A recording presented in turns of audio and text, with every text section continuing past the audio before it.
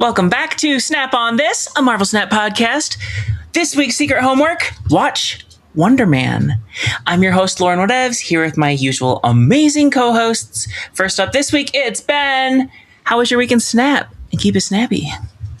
Well, my weekend snap, endeavoring to keep it snappy as I literally do every single time without fail.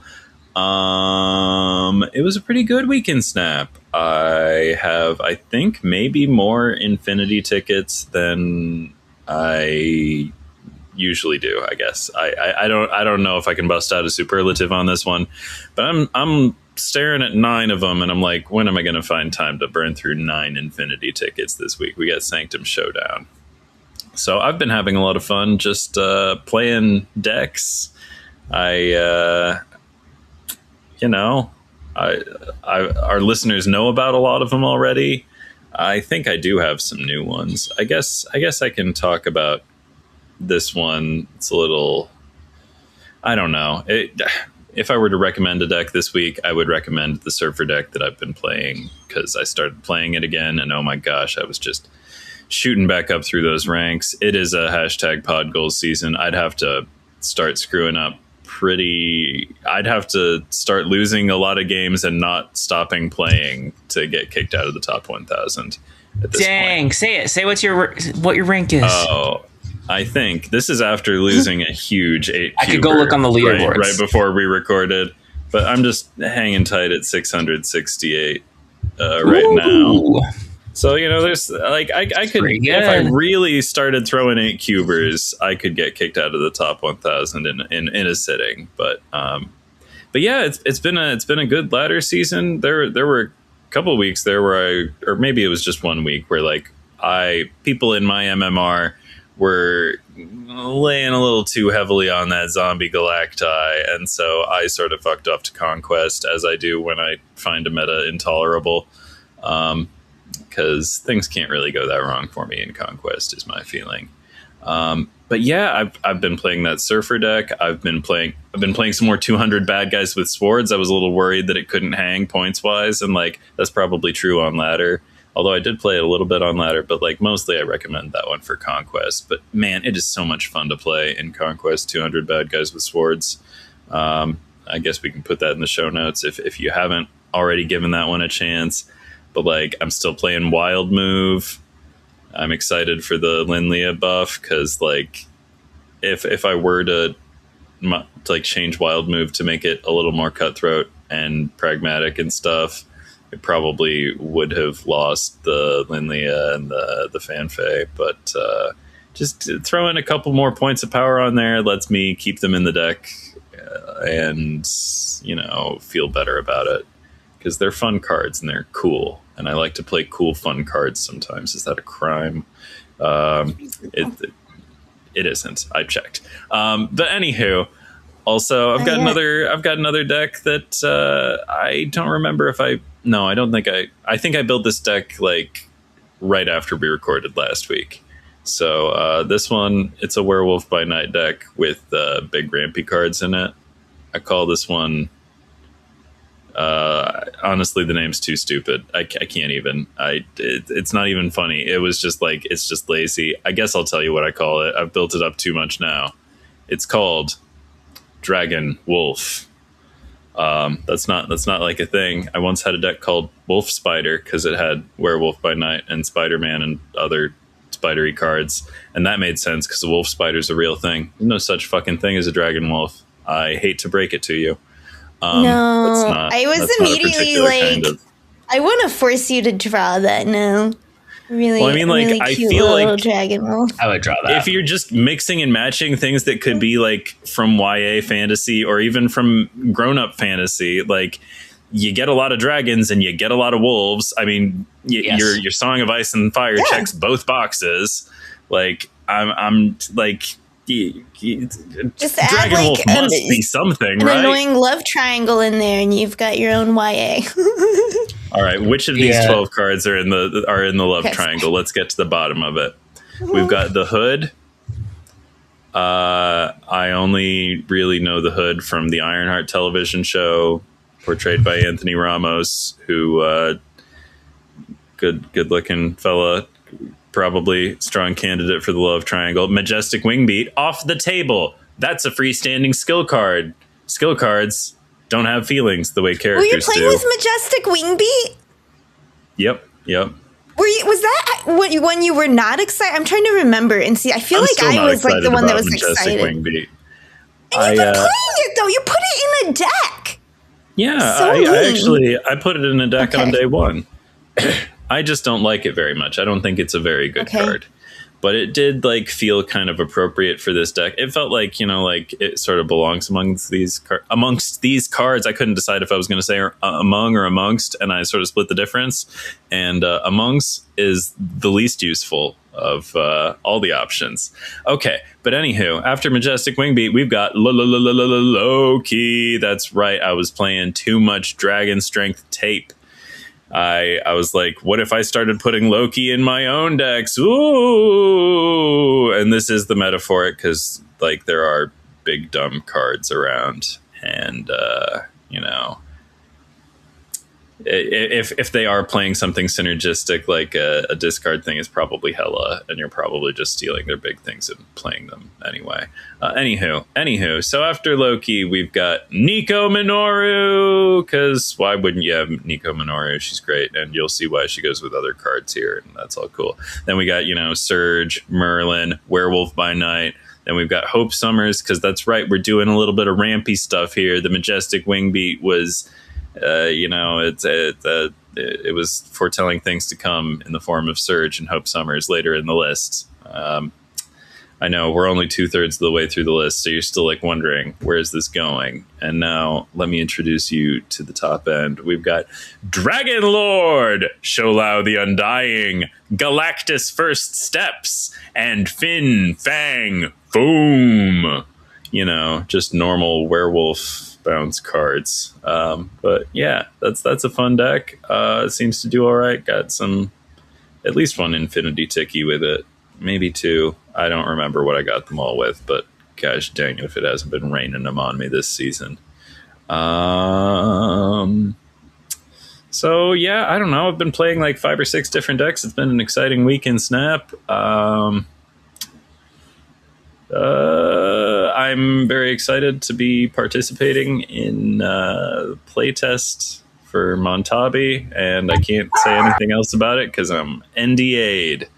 But I think that's exciting. That's awesome. And I hope they listen to me when I tell them things.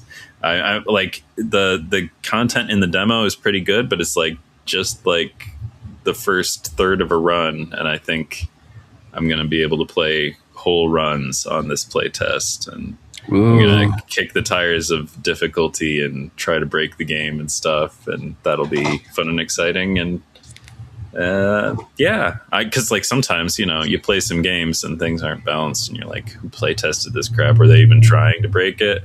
And if I were making a game like that, if I were making a game like that, I would want you to play test it. Oh, thanks, Lauren. I think that may have been most of the stuff that happened in my weekend Snap, although I'm sure I will think of something later. Okay. Ree, do you have anything that you've thought of right now? A whole week of snapping? Okay, well, actually, I was a board game retreat. That's why half my brain is gone because I'm already like halfway there. I'm leaving tomorrow morning, but I was just like thinking, I'm like, man, NDA would be such a good excuse for anything you don't want to say, like. Where were you between these 2 hours? Like NDA, NDA. How are you today? NDA. Okay. No. So I was going to say that I cannot lie. The most excited I got about Snap before I did the show notes today, and that like sparked some ideas and some small joy.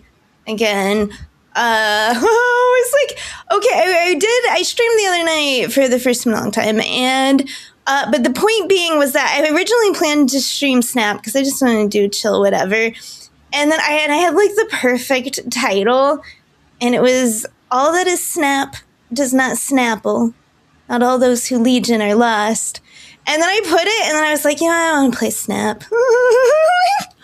I'm just not excited about literally anything, and I don't want a deck build, and I was really sad about wasting that title. And so I was gonna do a small comics corner today, but then I remembered I do have an interesting Snap thing I could talk about that is snapferential. Okay, so I had my relating to my streaming, the alliance that I'm in, the Discord for it is like my streaming Discord that is kind of been less active. Didn't stream for a long time, but like it's still the alliance Discord, but it's just like a weird, it's like the weird like green door club in an alley. You know what I mean? It's like nobody can find it, but sometimes random people show up from the ether. I forget because it's connected to the alliance. And I had someone new show up. They seemed really nice. They were just like, hey, I just started playing this game. Hey guys, and I think it's really like cool. They probably like sound actually super awesome, and I'm putting this like young earnest voice because I'm thinking like newbie voice, but like that's me being terrible. Please don't assume that about this person. Young and Snap equals young in life. Yeah, they have like probably like a Brock Sampson kind of like deep rough voice, but like that's hard for me to do for a long time. Okay, so like I just found this game. It's super fun, and I like have tried like several alliances, but they all seem to have like one or two really active players and then like 20 no active players, and it's just like yeah and like, and I'm just hoping this will be different and stuff. And I was just like, well,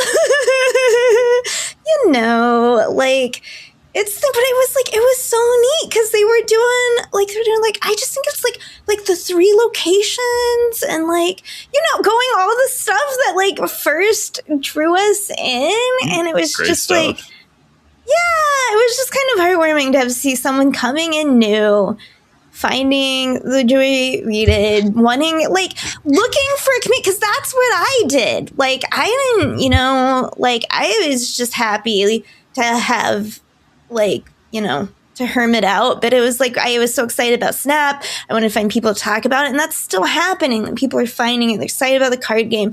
They want feedback on a deck they're working on. And, there's still people who are young and fresh and unjaded and are falling in love with the game for the first time. And we should witness it joyfully and not crush them, Agreed. Lift them up. Okay. So, that's my other thoughts about Snap, we will discourse on later. I would like to know how Lauren speaks Snap was, please. Okay. Sorry, I've been so distracted. If anybody's paying attention while I'm muted, my dog is all over the place right now. Don't know what's gotten into him. Anyway, my 14-year-old was so kind as to feed him dinner. I've been playing tons of Foomer Snap, which is my silly clip deck with Firehair, Kid Omega, Fang Foom, tons of draw power. All the cards that can do drawing, they're in there. Okay, not like Jane Foster, but, the other ones. And it's a very fun combo, and it turned out to be like kind of a viable deck, and so I've just been playing a ton of that. And then I played enough Sanctum today in the last few hours to burn all 6 of my starter tickets, scrolls. And I was having a great win rate using the same Silkscream type deck, that's Ben's deck, that I used last time. I do replace Copycat with Prowler. They're probably both great, honestly. They probably are. And it was just so joyful. Like, it made me feel unjaded for a little bit. Like, nowadays I'm pretty picky about the games that I fist bump. Like it needs to be a good game, not just a game. And the bar is high. I want to know. Like, now I'm gonna play games and be like, was this fist bump worthy for Lauren? How would Lauren judge this? Was it a GG or just a G? And more of the games are just Gs. I think Thursday said that once, and it has stuck in my mind ever since. Something to that extent. Yes, Thursday's great. We're gonna have. By the way, we're gonna have Thursday on Series 6. You are? Ooh. It's like Scott and I's interviewee YouTube show. Probably What's will he be tell you about mastery of a single deck archetype or a single archetype. Yeah, and he's a good player at several archetypes, but I was going to say I can think of a couple of things he could tell you about. Yeah, right. Could be Cerebro, but I'm pretty sure he's going to talk about Move. Oh, that's great. That'll be fantastic content. Yeah, I don't know what his peak rank is, but it's 4 or something. It's very good. Yeah, he's a serious customer. Yeah. I want to dress up like Wednesday Addams just to troll him. Hi, Thursday, I'm Wednesday. Okay, sorry. I told you, my brain's half out. I gotta stop. Yeah, so more and more of the GGs are just Gs. And that was not the case. I'm very happy to give a fist bump when I lose. If my opponent, if it was an interesting match, or if we've had some rapport throughout the match, or they did something cool. It's not my only requirement. I'm fine if they're playing something meta. If it was a good game, if it felt close. But I don't know. It just doesn't happen as much anymore. But I was throwing out so many. Not that I was losing a lot, I guess, but I was throwing out so many. It's every single one of my losses in Sanctum, I was yeah, that was a good game. That was fun. It was so close. Yeah. I had to Sanctum is it's probably my favorite mode. Maybe after Ranked, but it's one of my top 2 favorite modes. and I had the realization today. I mean, this is the 4th or 5th iteration of it, maybe not that many. Anyway, I had the realization, definitely. Or one thing you that's mean Sanctum or Sanctum specifically? I think this is the 5th one, 4th or 5th. I think it's the 5th. And something that I realized that it has that none of the other ones have is comeback. And it's there is an element of a comeback in the other ones, right? If you start slow and you have a deck that builds up power at the end, but it's not the same thing. You could be winning even though you're behind on priority the whole time because your whole goal is to throw priority and have a swingy play at the end, right? So whereas Sanctum is I had one of my first games, I came back from a 0-12 score and won the game, and that felt awesome. I won 18-16, It's my deck just needs a little bit of time to warm up. But after that, you're in trouble. Anyway, I'm having a lot of fun. I know some people don't like the mode, just I don't like high voltage, but this is my time to shine. If I look in the game's data logs, this is the mode I have the highest MMR in. So this is my joy. This is the mode that I play the most competitively, which maybe means I should play the other ones more competitively, and that would be more fun for me. But I don't know. I don't like the current meta. It's not great. It feels very samey, and there's lots of yucky small tech cards out there ruining my fun. Yeah. Yep. Okay. Let's talk about Fang Foom, however briefly. 7/12 giant dragon. Gain the power of front row enemy cards here. Have any new thoughts? Played it some more. Yeah, yep. Good card. I wish it were a little easier to play 2 things. Most cards would be better if you could play more cards alongside. Yeah, I mean, this card would be better if it cost 4, but you sure do get a shit ton for 7, huh? It really does. It's not uncommon to see a 30 or 40 power Fang Foom, depending on what they put in the front row. But yeah, it's a force of nature. I have found that he's counterable. He is huge, honestly. But like, I've been playing a lot of him, and there are decks where like everything in the front row is like the best front row I can hit is like 6 power, and it's like, good job, you protected yourself from Fang Foom. Like, if you're playing something big in the back row, I might actually be in trouble. Captain Carter scoffs at Fang Foom. Yeah, there's a good one. Iron Man is another one. There's some lane constructions that are very Fang Foom resistant. Right. And then other times people lay down chamber. I'm like, oh, this is my game. I won this one. Exactly. Every single front row is going to be huge. Anyway, it's a fun card. This is a big card that is fun for me. And honestly, I'm not playing him like he's a big card. I'm using Wave almost every time. So there you go. Sometimes it's Jennifer Kale, but usually it's Wave. Speaking of 4-cost Fang Foom. New card this week.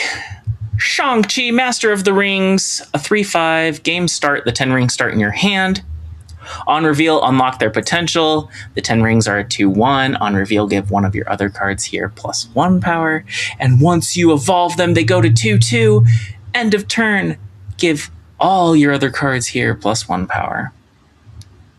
Have you seen him around? I have seen hardly any. Yes, I saw him for like the first 2 hours, and that was it. That's when I saw most of them. I still see him around. Are you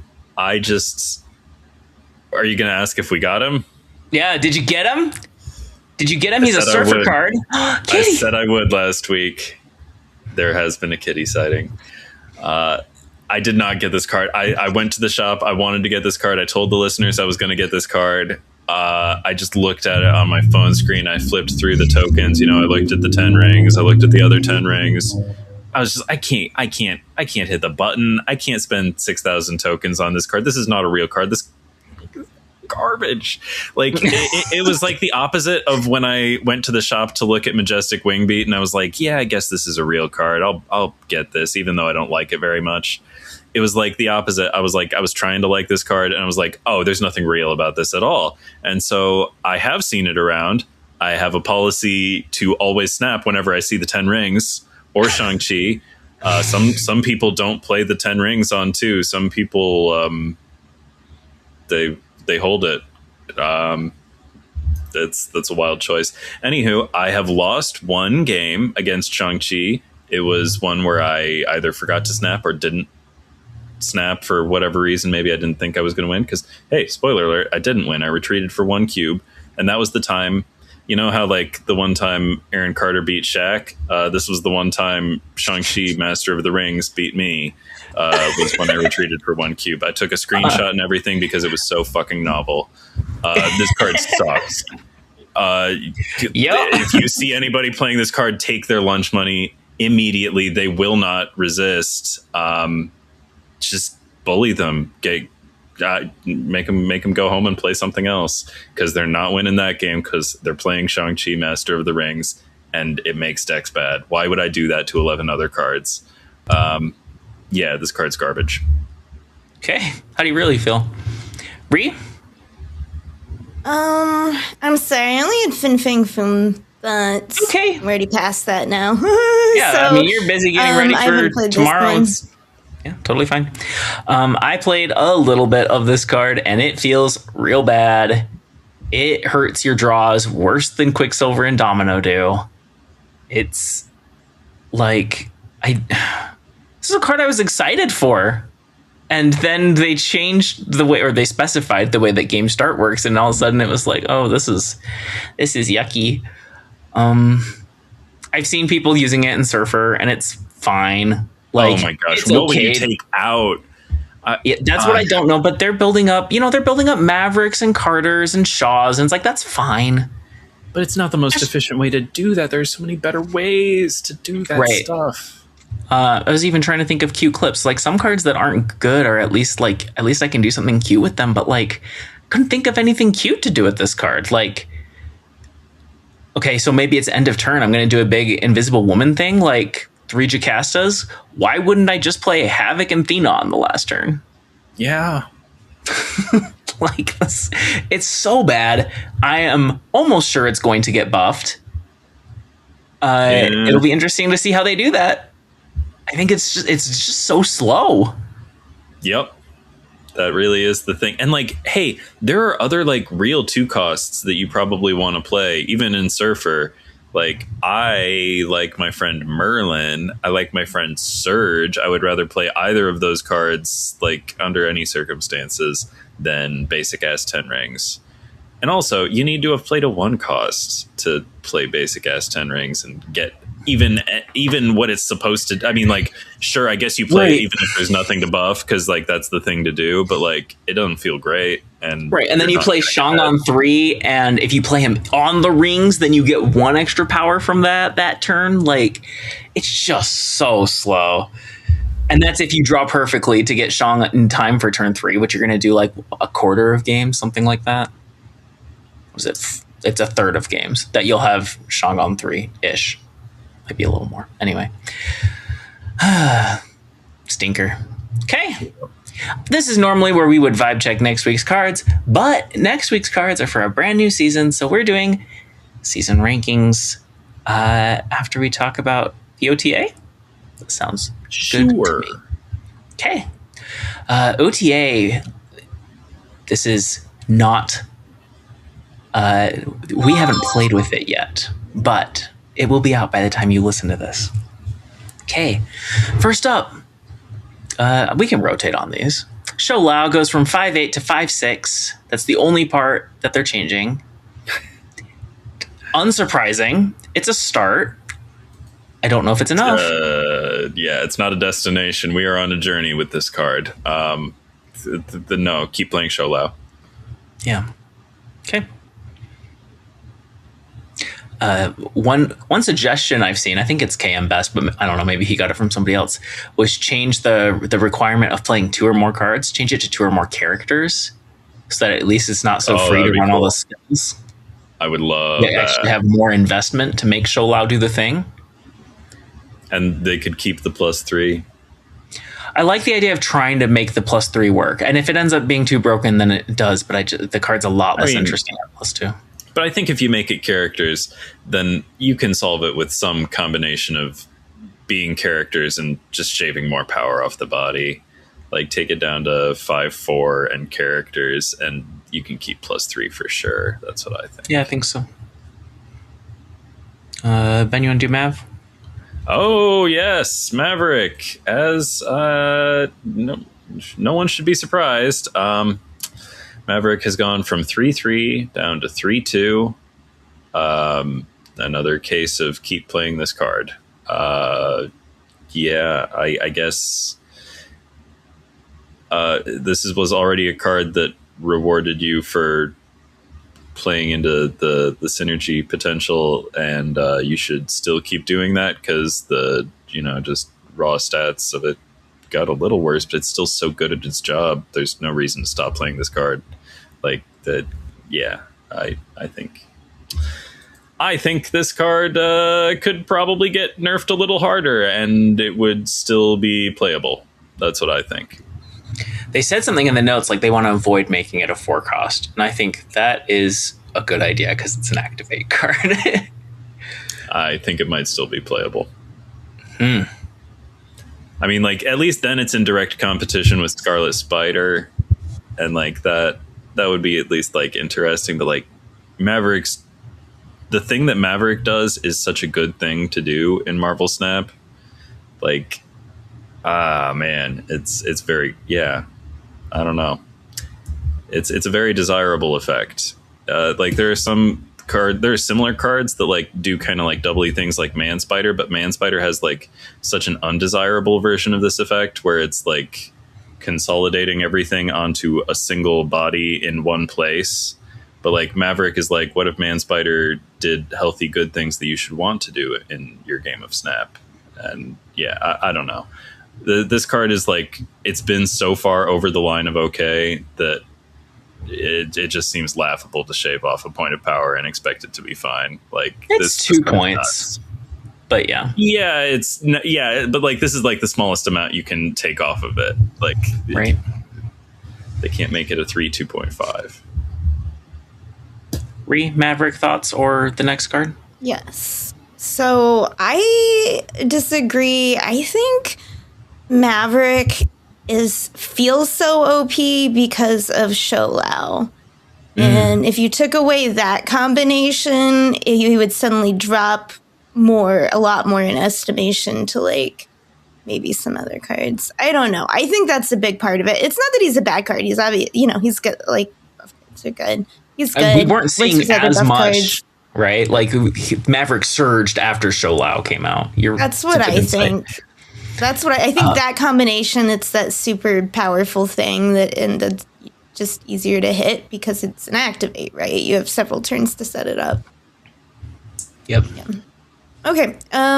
So the next one, this one's funny because when I was putting this in show notes and I was looking at it, it's Merlin's omniversal presence, and I read that as I'm like, yes, he is present like everywhere. I thought that's what they were acknowledging. Like, there's just Merlin everywhere, and it's like, oh yeah, that's the name of like one of the spells. And I play Merlin all the time. I should have picked up on it again. But that does say, it's like, that was my immediate like thought, because Merlin, he's just that good, and so he's just that prevalent. And they're changing. This change is what it used to do is on reveal, replace this location with a new one and give Merlin +2 power. And they're just changing that down to +1 power instead of +2 power, which will not change the amount that anyone plays Merlin. But, I mean, like, knocking down power is still not. It's not like they did absolutely nothing, but, like, a lot. Mostly nothing. I feel like. My opinion. Yeah, this is another, like, what was it last time that they did 2-3 to 2-2? This is another, like, really small step. Wouldn't surprise me at all if it's not, if this is a continuation of a journey and it's just one step along the way. Yeah, the next one is polymorph, gives you the same costs. That's the I don't think they'll do that. That sounds bad. What do you think they're going to make once in future only give you 1 energy? Either that or Omniversal is 0 power. I hate this because I love Merlin so much, but like, card is too good. I mean, I'm not going to stop playing it for this one, but like every time, I'm not excited about whatever the next iteration of Merlin nerf is. Like that's what I'm really bummed out about. I'm like, I can stomach this much, but like it's not ending here, and that stinks. What if Omniversal Presence doesn't work on turn 6? I was thinking, what if Omniversal Presence doesn't work on turn 6 so that Limbo is safe? So that people can play Magic again? Fuck that. No. They deserve to live in fear. You had all of Nico's spell, but instead of Nico changing her spell each turn, you still just got to play her on one regardless, and then you would just randomly get those spells to your hand to play at convenience. Like, that version of Nico would be so fun. Right, every turn you get a different Nico spell. Yeah, Merlin has different abilities. He has one more cost, but it's like that ability to put the flex into a tool with a lot of tools. Because all you want to do in Snap is cram more cards into the deck all the time. You're like, but I want this one and this one, but then I have to take something out and I can't. And it's like, and these cards that generate cards that do all that, or like Nico, they give you an opportunity to put that into your deck, and that's and Merlin is like the most flexible of those, it feels like. So it's like, yeah, it's tough to knock down enough. Yeah, I agree. He's popular because he's very fun, but he's also like, he's very good, and it's the way that he gives you extra cards to play. The cards themselves are strong, but there's also like utility there, right? Like you can intentionally clog off a lane or finish like the raft or do werewolf things, or do show out things, fill out your energy curve. Like it's just so flexible, like you said. Deafening Chord no longer afflicts, only cuts the text. And I think that's a great change. Yeah. Yep, good, healthy. I have seen so much Deafening Chord. That was the change. So I talked last week about how I played Safety's deck, and like immediately after the podcast, I swapped out Kate for Deafening Chord, and like that's what I played in that deck like all week. And I feel like I don't even remember who I was talking to. I feel like someone was just saying like, yeah, it kind of feels like you got to have deafening chord anyway. It's a one-cost tech to like completely wipe, you know? Like there's a lot of things. Yeah, it's really hard for me not to want to put it in everything now that I've finally started like playing it. It took me too long. Yeah. So, I mean, I agree with that. Yeah. I've been playing it a little. I regret that I didn't play it more while it was in its original unnerfed form, but I just haven't like had much occasion for it. You know, it doesn't have a body is the thing. And I don't know, like it's a very good card. Obviously, like I think this nerf was justified and appropriate. I'm just like, I don't know. I don't see what all the hubbub is about with this card. I mean, like I kind of feel like people could be winning more games if they were. I don't know. It seems like of all the pieces of tech, I see people get bad value with it more often than other pieces of tech. I don't know. Maybe that's because it gets played for bad value more often. That could also be. Maybe other people are playing things that are less resilient to deafening chord.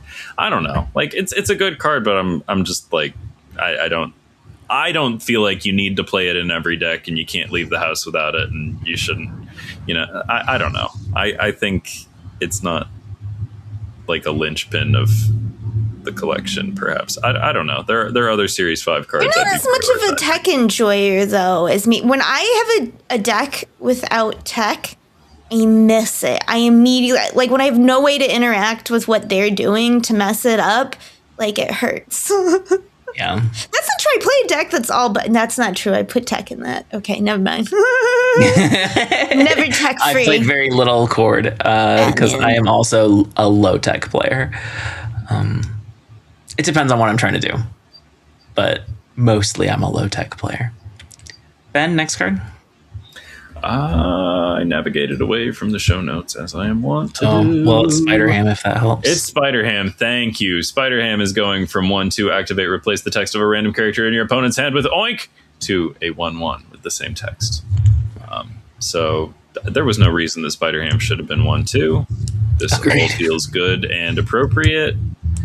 Honestly, fuck it. Make him a 1/0. I don't care. That would be fair. The point is the Oink. The Oink is the point. Much like the cruelty. In fact, it is kind of a psychological weapon. The Spider-Ham. Sometimes I'll snap before activating Spider-Ham just on faith that whatever happens is going to be so. A lot of it really is about managing like your opponent's feelings and stuff. And just, you know, I don't know. I stand by that. I wasn't sure about it when I said it, but it's the truth.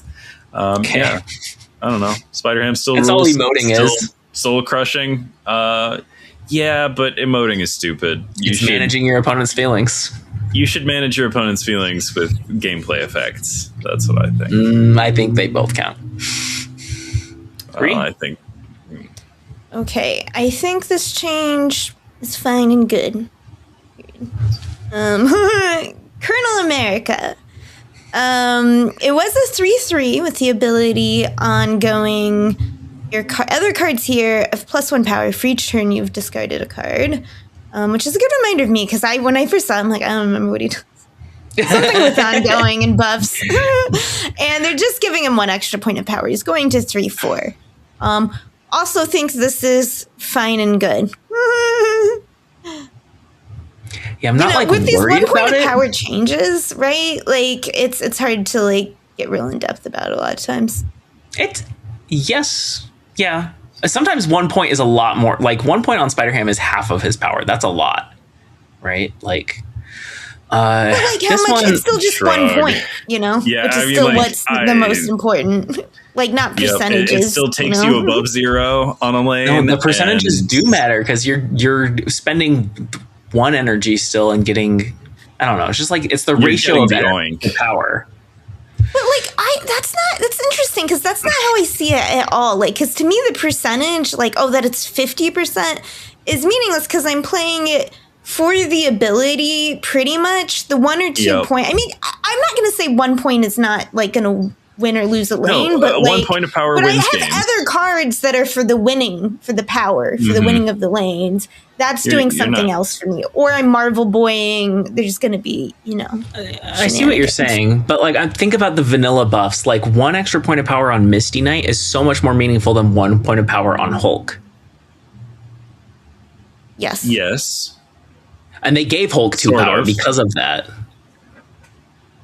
But I'm still like, but it's still like my reason to play that card or not isn't like the percentage of power, because that's the reduction of what it was. I don't know. Okay. Yeah, for sure. Anyway, regardless, it has to be how the ability plays in, right? I don't see a lot of Colonel America, so like I get why they're buffing him, but also I feel like when I do see him, he wins his lane. Like he's a big card. It gets big when they're like. No, Ben disagrees. Okay. All right. Well, this is Colonel America lanes are. I don't know. They don't seem to be the most winning lanes in discard decks. That's what I think. You know what takes them out? A strong guitar chord. I've done it. Yeah. Especially because he's usually. I think Colonel America is a straight up bad card, and this point of power is doing nothing to change that. Yeah. Okay. Noted. Doom 2099 goes from 4.5 to 4.6 ahead of Moondragon's release. They specifically called it out. I did not like the meta when Doom 2099 was everywhere. And they nerfed him many times to stop that. And they were successful. But also we have Stardust now. Right. I'm not really worried about that happening. True. But yeah. When he rolled the meta, we didn't have Stardust, and if he ever gets too big, everyone will just put Stardust in because Stardust is still good. Like Stardust still counters a lot of things, you know. This is also like such a small buff versus if they had buffed the bots. Stardust is the biggest nerf Doom 2099's had. It's just like if that's your plan, it's just been wrecked. Yep. All right. Oh, Stardust shuts down a lot of plans. That is for sure. Another one of these cards where like sometimes maybe you snap before you play Stardust, even if you don't know why. You like just gambling Stardust that it's going to hurt these cards that like you got to play before you know why you need it, like Mobius. You know, like do it before the thing, like before they've told you why. Does it fall to me to speak this next card? Lindley Iron Fist. The old version was a 2/2 that on reveal adds the Sword of Fushi to another location. Now it's a 2/3. And also the Sword of Fushi has changed. Its ongoing effect used to be if Lindley Iron Fist is here, he has +7 power, but now it's +8 power. So a total of 2 points of power have been added to the whole Lindley Iron Fist Sword of Fushi situation. So that's pretty cool. Going from yeah. It's big. That's pretty big. I know they called out specifically that it's bounce or move, but I immediately thought of one of you two were talking about like copying it and playing it. Was that Ben? Is that what you were doing? Mm-hmm. I was like, that's what I immediately thought of. I'm like, but that's I think everybody's doing that. That's a fun thing to do. With okay, that card. Yeah. I was just like, that's what I would be doing, not bouncing. The Mandala is also really cool. It's like once people realized the best thing to do with Victoria Hand was just make 1 million clones of Victoria Hand, you know, it's like that's I think the same with this card. Like when it's that powerful, and I just have 1 million of them. Right, also, swords everywhere. This is gonna, man. There's a thing that I want to talk about a little bit, but it's so weird, and it has to do with Starhawk, and we'll talk about it later. But like. I sat down and drew some diagrams and figured out how big Starhawk, what power output Starhawk would have if it had the same text as end of turn instead of on reveal. And like, it's bigger than Lindley Iron Fist if you draw perfectly and play a brood on 3 and don't mind filling your lanes early and completely ignore the center lane. Like Starhawk, if it were an end of turn, under perfect circumstances with beautiful weather and clear skies, gets up to 218 or 219. And this is a 213 with small chore. Anyway, I'm just saying these are comparable ideas. And Starhawk as an on-reveal is really bad. Correct. You have to do work to make Lunlia do the thing, though. It's true. Also, you would have to do a lot of work to make end of turn Starhawk a hypothetical card that doesn't exist, get 18 power. You would have to like play like a maniac. You'd have to be very single-minded. I drew on the back of an envelope. I may make that available in the speakeasy if you're curious how I got there with numbers. Anyhow. Okay. Are we out of cards? Okay. Was that the last one? One more. I am Topaz, which if you forgot what Topaz does, you don't play them. After I know because I put them in a meme deck, and now they're becoming unmemed. This card is unmemeing. Okay, after you play a card here, move it to the middle location, and that's the ability is staying the same. You didn't know it is moving from a 3/5 to a 2/3, which officially makes it not a meme and ruins it for my memory. But it's good for the card. I mean, yeah, honestly, this makes me fear. It's like, if Move's going to get really big again, I'm going to have to start playing Shadow King decks and like do kind of move. I don't like it when it's too powerful. And I feel like this makes Topaz pretty good. I don't know. I think it's a big buff. Oh, go ahead, Ben. Oh, I hope it makes Topaz really good. The thing is, 3/5 was already a pretty solid stat line. I kind of think wait a turn earlier. I think that, like, kind of unfortunately, the ability itself. You know how, like, I talk about how some things are like desirable things to do in Marvel Snap, and some things are less desirable. There is something like inherently clunky about this ability. I've been trying to play Topaz a lot since she came out, and but I don't think this fixes what's really wrong with her. On turn 5, you could play Topaz and then Human Torch. Like, just there's so many more options now for each turn. You can play it on turn 2, right? Which opens up turn 3 options, right? For getting your move going earlier, right? You can fit it in with more expensive cards later on in turns. That's true. The possibilities.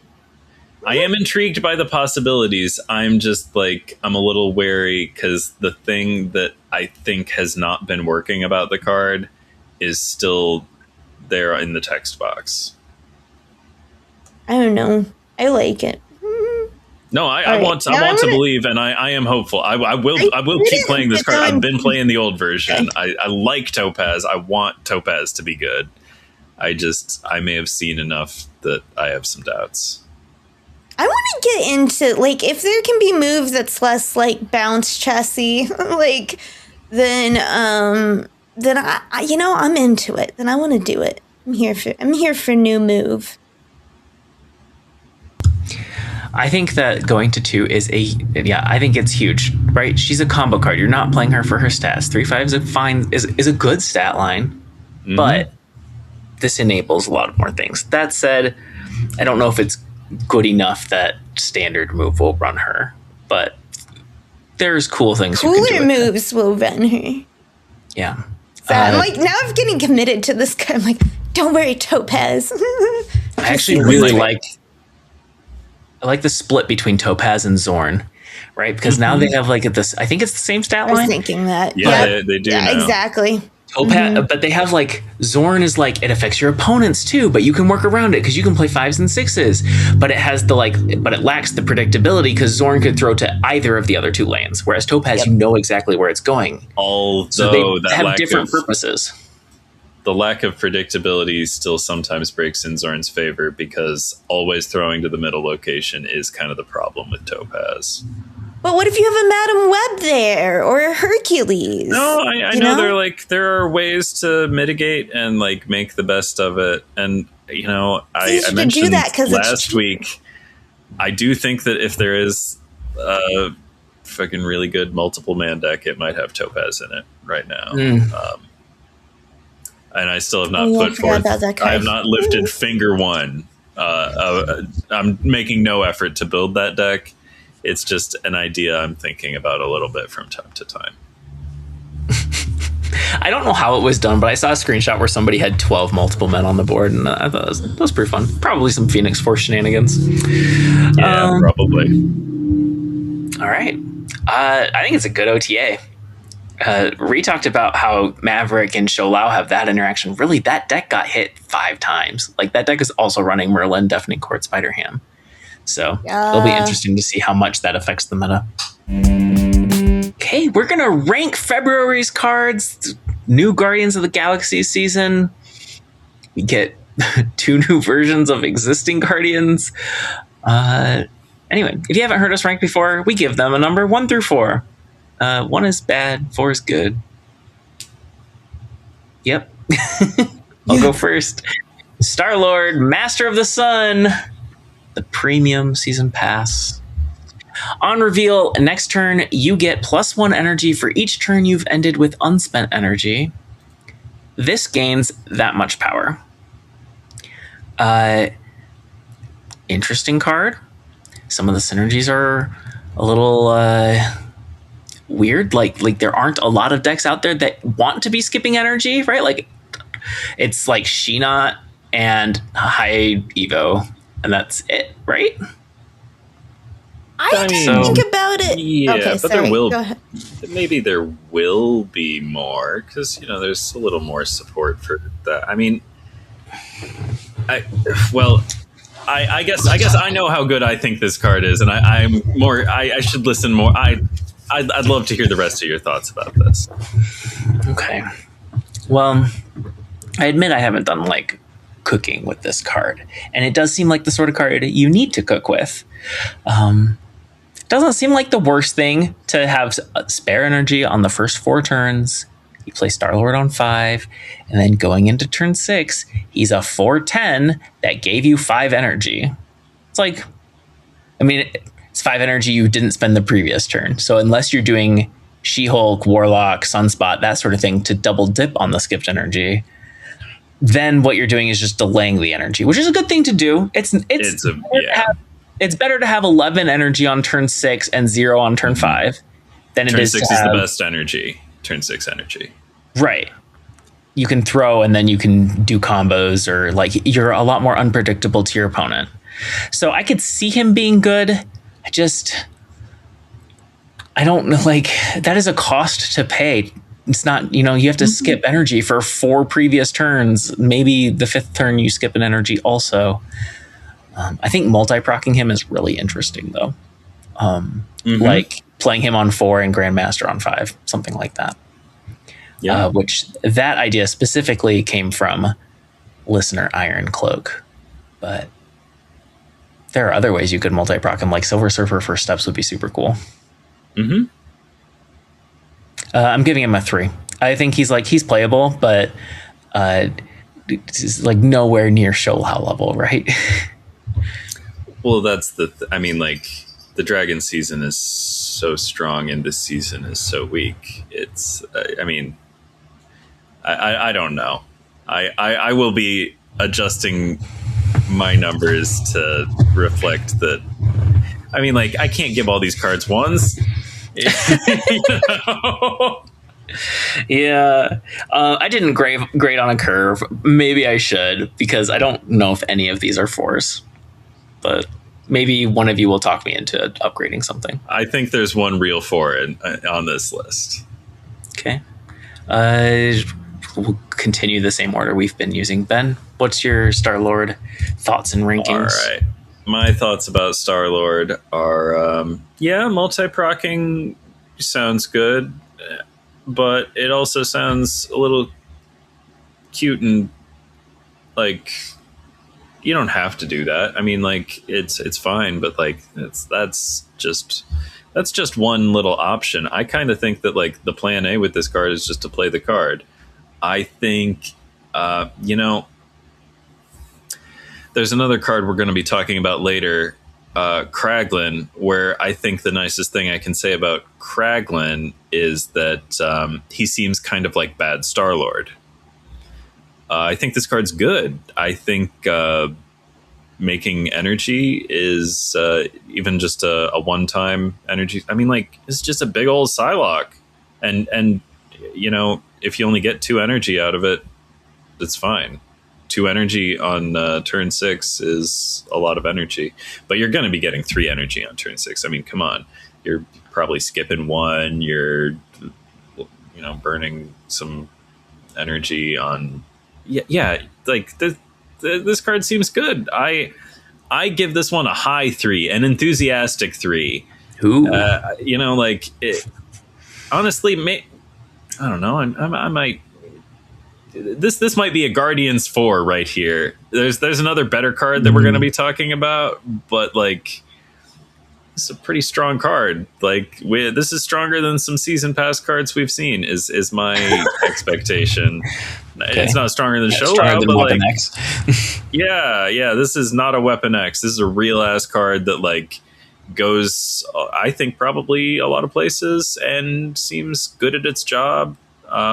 Yeah, I do think multi-procking will be cute and fun and cool, but like, it's a 4 cost that, you know, gets moderately big. If it gives you 3 energy, it comes out to 4/7, right? That's gonna be, you know, it starts. I minimized the thing and immediately forgot how big it is.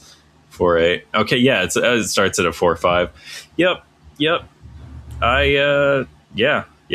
I'll give it a high 3. Okay. Okay, so I think this is a good card. I thought it was interesting that you were saying, like, you know, you were thinking about, well, what decks does it fit into? And I was looking at this more of like all these cards, because there's a point where I was bemoaning the weakness of like Sunspot, She-Hulk, like high Evo type stuff. It just, like I said, it's just, you know, it was always more worth it to spend energy, and they've kept releasing, like, you know, Warlock, Jim Hammond, more and more cards, and the support for unspent energy type is going, it's like this gravitational pull that's eventually going to form a new deck, right? I agree with a high 3. It gives you more energy, which you're always looking to get. It's starting to feel rare that you're building a deck that isn't giving you some way to boost your energy at some point, you know? So, you know, I would concur with Ben's high 3. That's what I think. I'm almost like, you're almost pushing me definitely to Guardians 4, but maybe to a Guardians 4? Yeah. But maybe an unqualified 4. I had, when you two were talking about it, it gave me the idea of like, you're paying for all that energy across multiple turns, right? Like, it's letting you just borrow 1 energy from turn 1, turn 2, turn 3. You're borrowing 1 energy from all of those to play on turn 6 instead. That's great. Is this, this might just be better than Warlock. Not that I see a ton of Warlock, but definitely. 4 on reveal versus 3 activate. You get the energy instead of random discounts. So you choose where that energy goes. Like, this might actually be great. Like, I could see this being enough to put synergy decks like Sheena or High Evo. I could see them actually making those good enough to be like competitively viable, well, to be like strong, you know, maybe like a tier 2 deck. Do we all want to hold hands and go up to 4? But Reese told me, like, I don't even think it has to be strong energy skipping synergy for this to be a good thing to do. No, it's a good thing to do. It takes all your like useless early energy and makes it useful late energy. Yeah. It's good. Guardians 4. And then okay. I'm definitely a Guardians 4. Well, actually, should be you have my bow. And someone else does the my axe. Thank you. Okay, Ben. All right. Oh my gosh, I lose the listeners don't need to know this, but because our podcasting service platform thing, I have to open in an incognito tab and then I use the real tab to look, or like I got multiple windows and it's happening. Just put 2 windows side by side. Are we doing that? Well, then how am I supposed to see your Do face? you want me to just take the next one? No, I got this. Are we talking about Magus?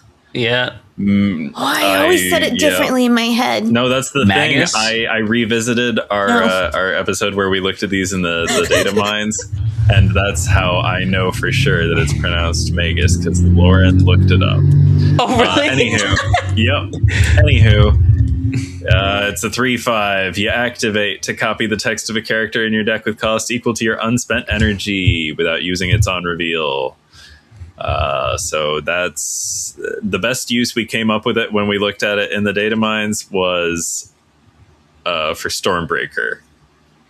And so now that doesn't work. Magus on 3, Beta Ray Bill on 4, activate Magus, pull out Stormbreaker, but that or not pull out, but copy the text of Stormbreaker, but that does not turn out to work. I really don't know what this card is for.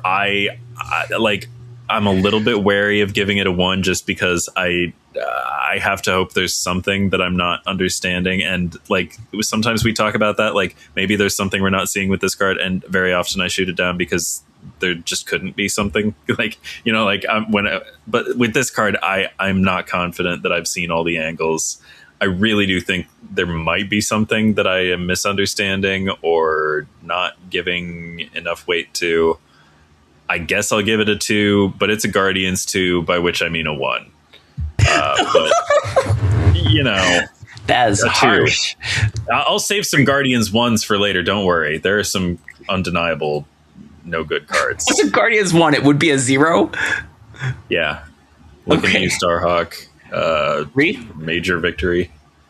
I also give this a 2. I'm intrigued by this card. I like copying effects. I've always been a fan of Absman and Iron Lad stuff. And so activate doesn't hurt it as much because when I look at this, I think the highest value, and I get this is a tricky card. It's definitely something you're building around.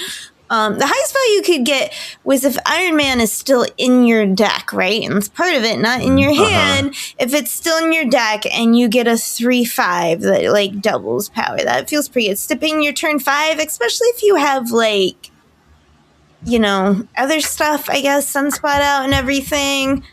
I don't know. It's tricky, but it's you can target it, right? You could hit a Moonstone. I don't know. It's I like playing with the idea since I've made this Miss Marvel deck and the Wiccan decks of targeting a card by having it be the only one that could be pulled from a much larger category, having it be your only 1 cost card in the deck, etc. and stuff. So I don't know. I think it could be fun to play with. And for me, makes it at least, makes it a 2. But I don't disagree that it's wacky and it feels hard to be synergistic, And I just hate that you can't, the cards in your deck, you don't, the earliest you could be Magusing is on 4, right? Skipping 4 energy. And even then, you've already drawn so many cards. They're half your deck is out of the way on turn 4. But maybe you're doing some lockjaw stuff or something where you're you have to set. It's so tricky to set up, but I feel I'm interested for some reason. I'm very interested. It's so weird. Nobody knows what to do with this card. Yes. It makes me wonder if on reveal was too strong. They probably tried it, right?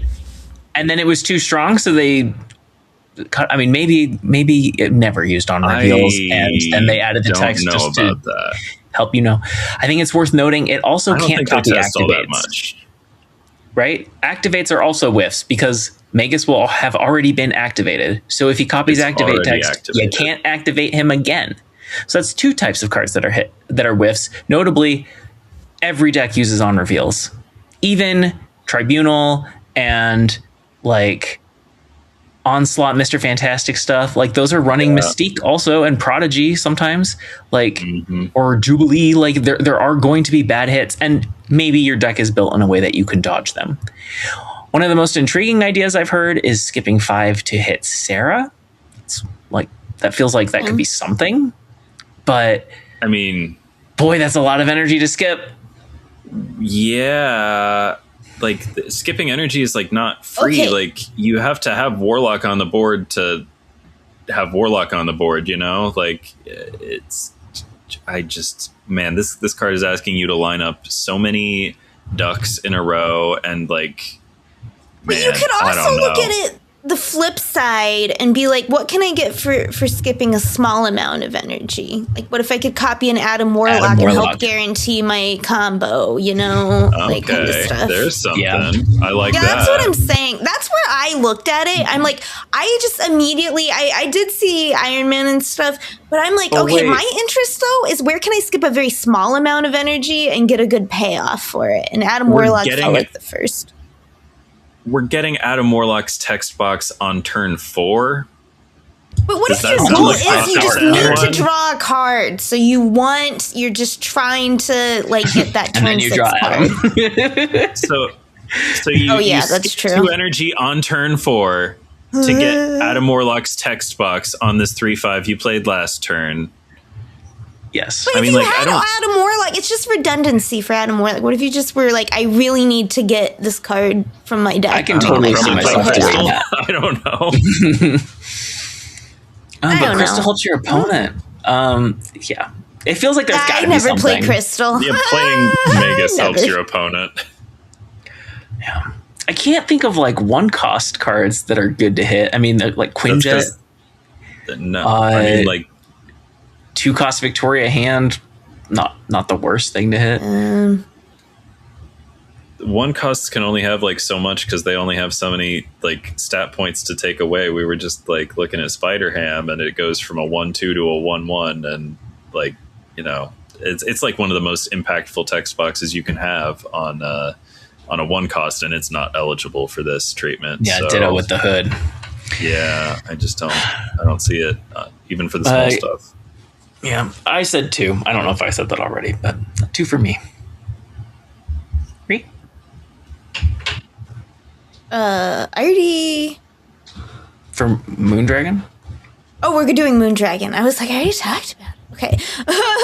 Moondragon! I just like the name, so like a 4 in my heart. I like this card. It's Martyr's Wife. I like it too. Okay. It's a 2/2 with the ability end of turn, +2 power if you played 1 card this turn and spent all of your energy. And I'm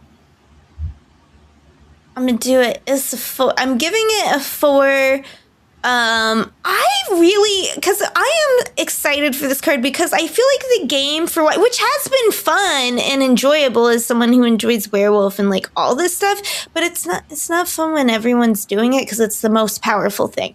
And it's this direction Snap has taken into playing more cards every turn and refilling your hand and playing out more like skills and stuff that aren't going to fill up your board so you can play more cards, which just allows you to pull off more stuff and usually gives you more flexibility, you know, and then Merlining and stuff.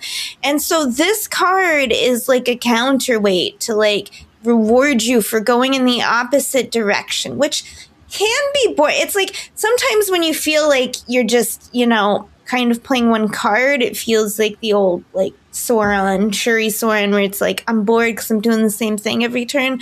But I like there to be a reward to do something interesting and like ramp, you know, whatever. So I'm glad this card is coming in. I like it.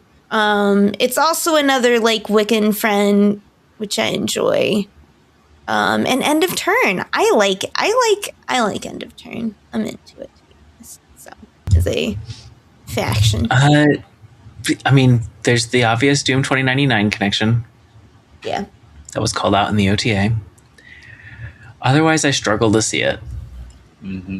Right? Like end of turn, there is the Doom 2099 path, and you can fit Invisible Woman First Steps and the new Drax. Like you can fit these cards in there, but you can't go the other Invisible Woman First Steps route, which is the like Thena Havoc. Like you can't. That's multiple small cards, not one card at a time. That's spending all your energy. Like so that route is blocked off. The other thing that's doing that is like ramp. And I'm like, okay, well, so this is just another chamber. But Moondragon hurts chamber by being a card that's a low 5. And I think she's smaller than chamber most of the time. Like if you play her perfectly, she's like a 210, 212? Yeah, she's a 212. I'm looking for a 2. You'll get it on turn 2. But I wouldn't play that. I would build a different deck for Moondragon than for Chamber. You know what I mean? No, I'm interested to see what the Moondragon deck looks like. I understand it has more flexibility, right? It could be. Did you say Wiccan? Yeah. Yeah. I guess she's 2, and normally I play a Domino with Wiccan, but I don't know. I'm interested to play with her and see, like, this is good. It's like, once again, I'm looking for something new with it, and that's what's exciting to me. Yeah. I feel like I would do different things. I like it when we get new flavors of existing archetypes, and maybe this, like, all adds up to, it's the Doom 2099, but, like, maybe it adds enough to that deck to make it a real new flavor of end of turn. But yeah, I'm not really seeing it with her. I gave her a 2. I said earlier I liked the card. I don't like the card. I like the character. Yeah. Yeah. Well, Ben. As I mentioned, I was re-listening to our first meeting with these cards in the Data Mine episode a few weeks ago, and I was very surprised to hear myself defending this card. I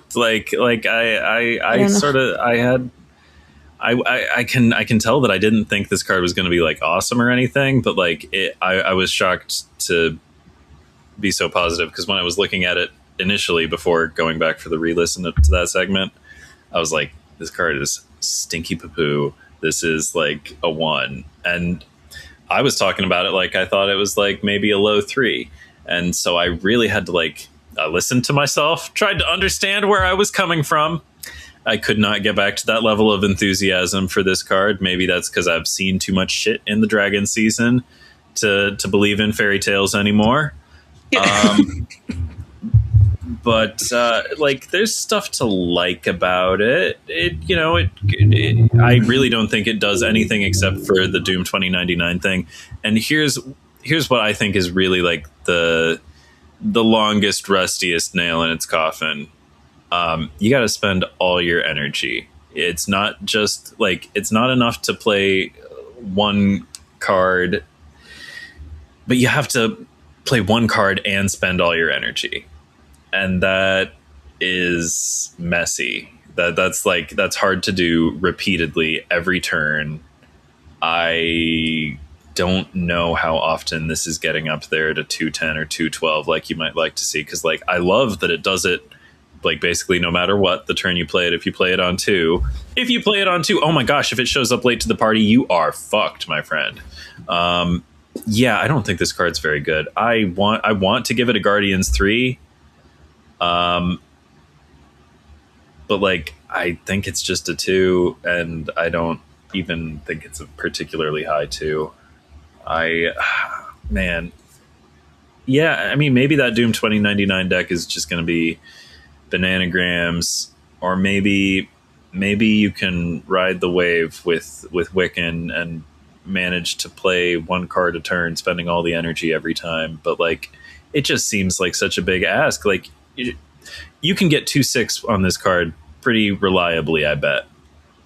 But like, that's not enough. You can't include this deck with the expectation that 2/6 will be enough. That's the thing I said that I stand by when I did see the card the first time, was like, if you're playing this card expecting it to be 2/6, play something else, because that's not anything. 2/6 is not good.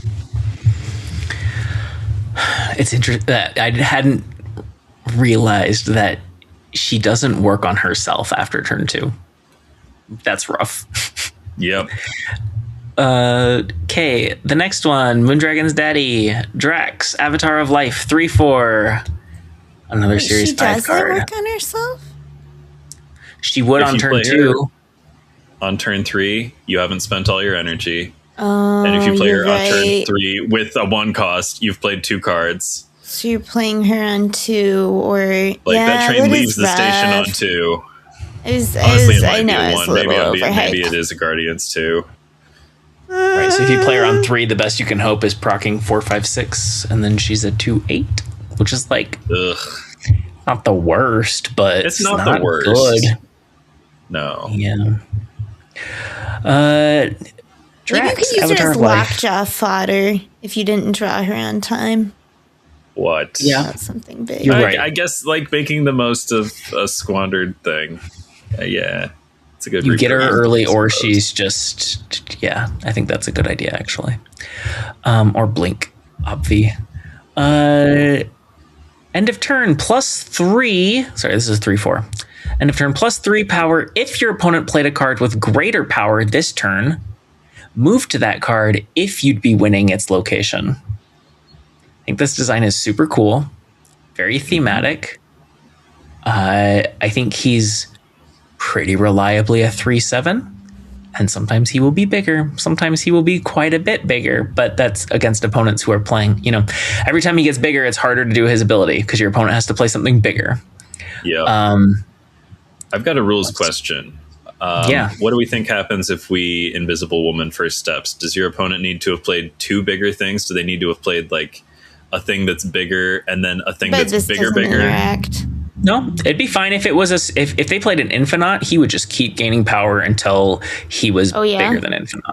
No, but if you use Invisible Woman first steps and opponent played a 7, like a 3/7, does Drax grow once and then see nothing larger than himself that was played this turn?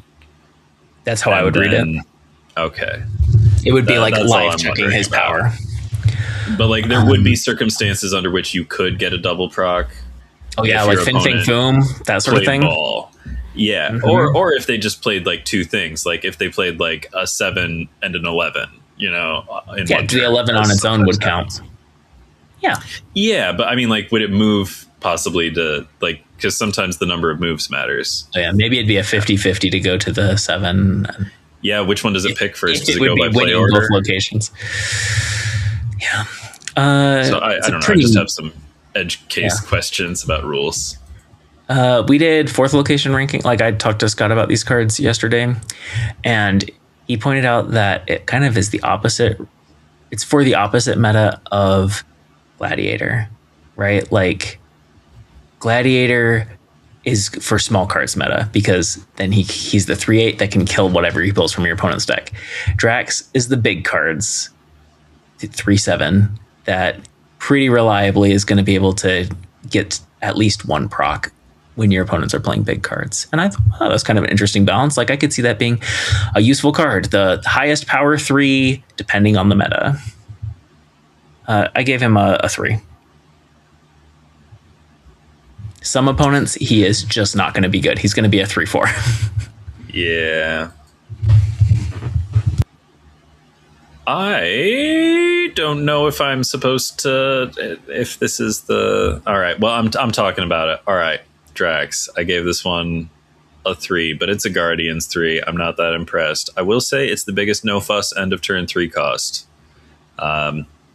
You got your Human Torch first steps, but you have to fill the lane, and that I don't enjoy the game that he asks you to play. But Drax is set it and forget it. And, he just does his thing. And I don't know about the move stuff. Yeah, I think there will be some people who are like, is this a Surfer card? And no, it's not. That's what I think. But I do think it's probably an Aurora card. Well, good luck with that. Not big enough for you in Surfer, or what? Yeah, not big enough. Also, not doing anything collaborative like Captain Carter and Maverick, and there's another card that I will be playing in Surfer.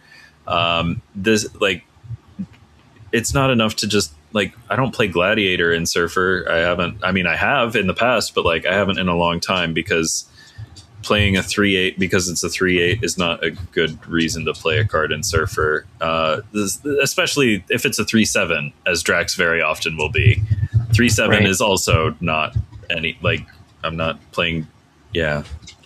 I just Wolfsbane is not a good card to play in Surfer, so this card also isn't. That's not a very fair comparison because Wolfsbane you need to hold to make her a 3/7. Drax you can play on 3. Well, also Wolfsbane, she'll be a 3/7. That's fair. Drax, you play and you hope. Okay, so I have to give this a 4. I mean, most certainly faded last time, but I actually think it's very good. Some cards have the problem where they keep asking you to do more and more things, which is exponentially harder. This has the reverse, the good thing, where it does more and more things, even if they're not as good. Like, it's Captain Marvel isn't as good as Captain Marvel's ability, but almost definitely is this going to be a 3/7. Like, how often do you see a deck anymore that isn't going to play a 5-cost card in turns 4 through, I mean, a 5-power card in turns 4 through 6, which already feels worth. Then it has the little move thing, which, will win you a game here and there. And it feels very like it could fit into a lot of little decks, and it's good or it doesn't. Cards that move are good, even if that's limited, and maybe it won't do that. So like, I think it's a pretty strong card, honestly. Like, I see it slotting into a lot of different little, goods cards kind of things, and things that, I don't know. Otherwise, do we think the move is good? Because it doesn't, like, the text box doesn't say this, but like, your opponent is in control of where this card moves. Your opponent knows whether or not this card will move. Like that. Like, this is a move card working for your opponent. With brood and stuff anyway, so you're not worried about it filling a lane that you're already winning and that you don't want it to move to. Yeah, he has to be face up to work. I don't know if I follow. Well, you can limit his movement by clogging a lane. Yeah, that's what I'm saying. What if you still gain his power? Yeah, that's what I'm saying. What if you are playing Surfer and that you Surfer? I'm filling lanes all the time anyway because you're brooding and all that kind of stuff. And so if it's moving, then it's probably fine because I wasn't winning that lane anyway. And I just think that if your opponent, he's not going to win it. Like, yeah, it's really hard to evaluate the value of that. But I just don't think. I think that cards that move outside of your control could be trouble. I agree. It's tough that you don't control it and your opponent knows what's going to happen with it. Like this kind of reminds me of Zombie Power Man. Like, your opponent is in charge of whether or not you're discarding the leftmost card in your hand. Like, you're putting control in their hands. I don't feel that way about Nebula or Adam Warlock though. So interesting. But they don't move. Or Iron Patriot.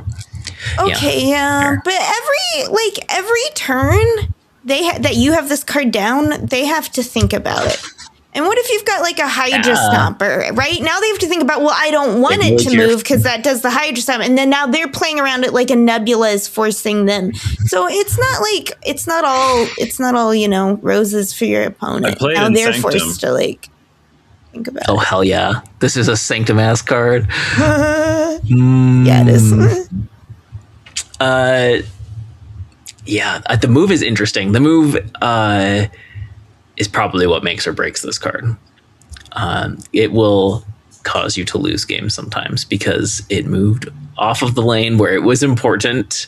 Yep. But it's also going to steal games.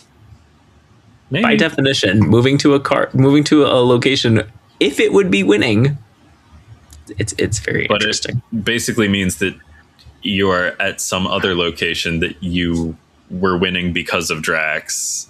Like, if Drax that in when you're deck building, right? I don't know. You plan and you mitigate to a point where you're either planning on filling a lot of lanes if you're going to beef up those lanes, like to the point where they'd be winning. I don't know. I like it. I think he's interesting, at least. But I see what you're saying. Double-edged sword. I'm not, knowledge. Oh, next card. Are we talking about Kraglin? Let's see. Kraglin. A 3/3. A Series 5. On reveal, banish the top card of your deck. If it was 4 cost or higher, +2 energy next turn. Otherwise, give this +4 power. Also, I mean, I'm sure you've put it together, folks, but banishing the top card of your deck, that's like the Yondu effect, because he does Yondu stuff, because arrows and fins on your head and all that. I think this is an interesting card. As I mentioned earlier when we were talking about Star-Lord, the nicest thing I can say about Kraglin is that he's kind of like shitty new Star-Lord. Not that new Star-Lord is shitty, but he's new Star-Lord except the shitty version. You cannot play this card wanting the power because, as I mentioned with Drax, we're not into playing 3/7s for the stats. That's just not anything, not really. We play 3/5s with good abilities, and we're happy about that. So you can't want the power. Maybe some kind of Wiccan deck wants Kraglin. I wouldn't play him in my Jim Hammond deck personally. That's a Wiccan deck that I have been playing, and that's where my experience is. And so I'm left wondering, if he doesn't go in a deck like my Jim Hammond deck, what is he even for? But I had another thought, and that's, hey, is banishing the top card of your deck useful to narrow down candidates for cards like Iron Lad, Jubilee, Anti-Venom, Spider-Man Noir? And the answer to that question, I think, is sure, a little bit. Yeah, I just think he's bad Star-Lord, and not very reliably good at Star-Lord's job. And yeah, I just think maybe if it sees play, it's as a contingency in Wiccan decks, because, you know, like it curves up real nice with the Wiccan stuff, and I don't know. And those decks have more higher cost cards. I forgot to mention, and if you do the Quicksilver Domino thing, you can guarantee that everything in your deck is a hit for Kraglin, basically, or like almost everything in your deck is a hit for Kraglin. Right. So that's one reason why I particularly associate him with Wiccan. But yeah, those are my thoughts on the card. I forgot to give him a number. I think this is 2, a real 2, not a Guardians 2, a real 2. All right. Ree? I give it a 3. I think it's a win-win scenario. Like, look at the Merlin ability. The +2 energy is good. 3/7 is good. A lot of time, like I said, Galactus first steps kind of stuff. Yeah, like, especially there, because a lot of times you're playing, or at least the way I've played it, is kind of a mix of big tech cards. And they're not always useful. They'll like win you the game or not be that useful a lot of times. So like, you're happy to lose one of those to get the energy to play out like more stuff. Your Galactus first steps and stuff. So I like it there. I like banishing the top card of my deck if I'm playing high Evo and I'm getting rid of high Evo, which is usually, I'd rather draw something else than high Evo if that's in the deck. So, I mean, you don't know. Unless you're running Howard, right? Yeah, that's true. Unless you're running Howard, but that's the chance you're willing to take. It's like, yeah, if it does that, but like, maybe you weren't going to get to play out your Hulk and Red Hulk and all that stuff anyway. So yeah, so you give it a 3. It's good. Ben talked me down to 2. Ree kind of talked me up to 3. I'm very clearly just in between those two. I don't think like Ben's hard on the 3/7, but 3/7 is not that bad. That's better stats than most 3s. But it can't be Plan A. Yeah, I agree. And if it is, why aren't you just playing Drax or Gladiator or some bigger 3? Yeah, Maverick. Like, yeah. Looking at my boy Jack. +2 energy at once is a good thing to do. It lets you play a 6 cost on turn 4.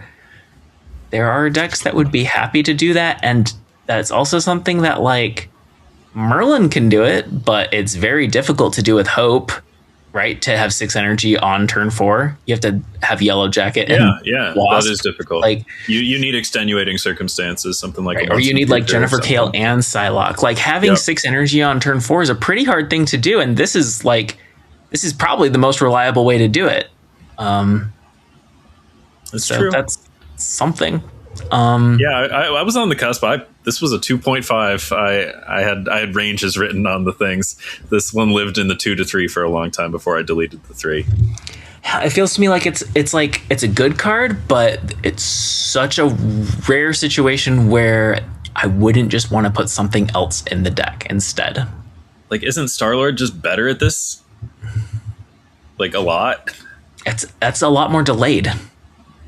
That's true, but like, it's better on 6. Like, if you could play Kraglin on 5, you would rather play Kraglin on 5 probably than other turns. You don't think you're playing Kraglin on 3? I guess maybe you are to again get 6 as early as possible. I don't know. I guess they occupy different roles, Star-Lord and Kraglin. I just think in general they have similar jobs, and one of these cards is so much obviously like better at the job. But they're slightly different in function. It's true. I would be a lot more excited about this card if we had some Banish synergy. And I think someday we will have Banish synergy. Surely.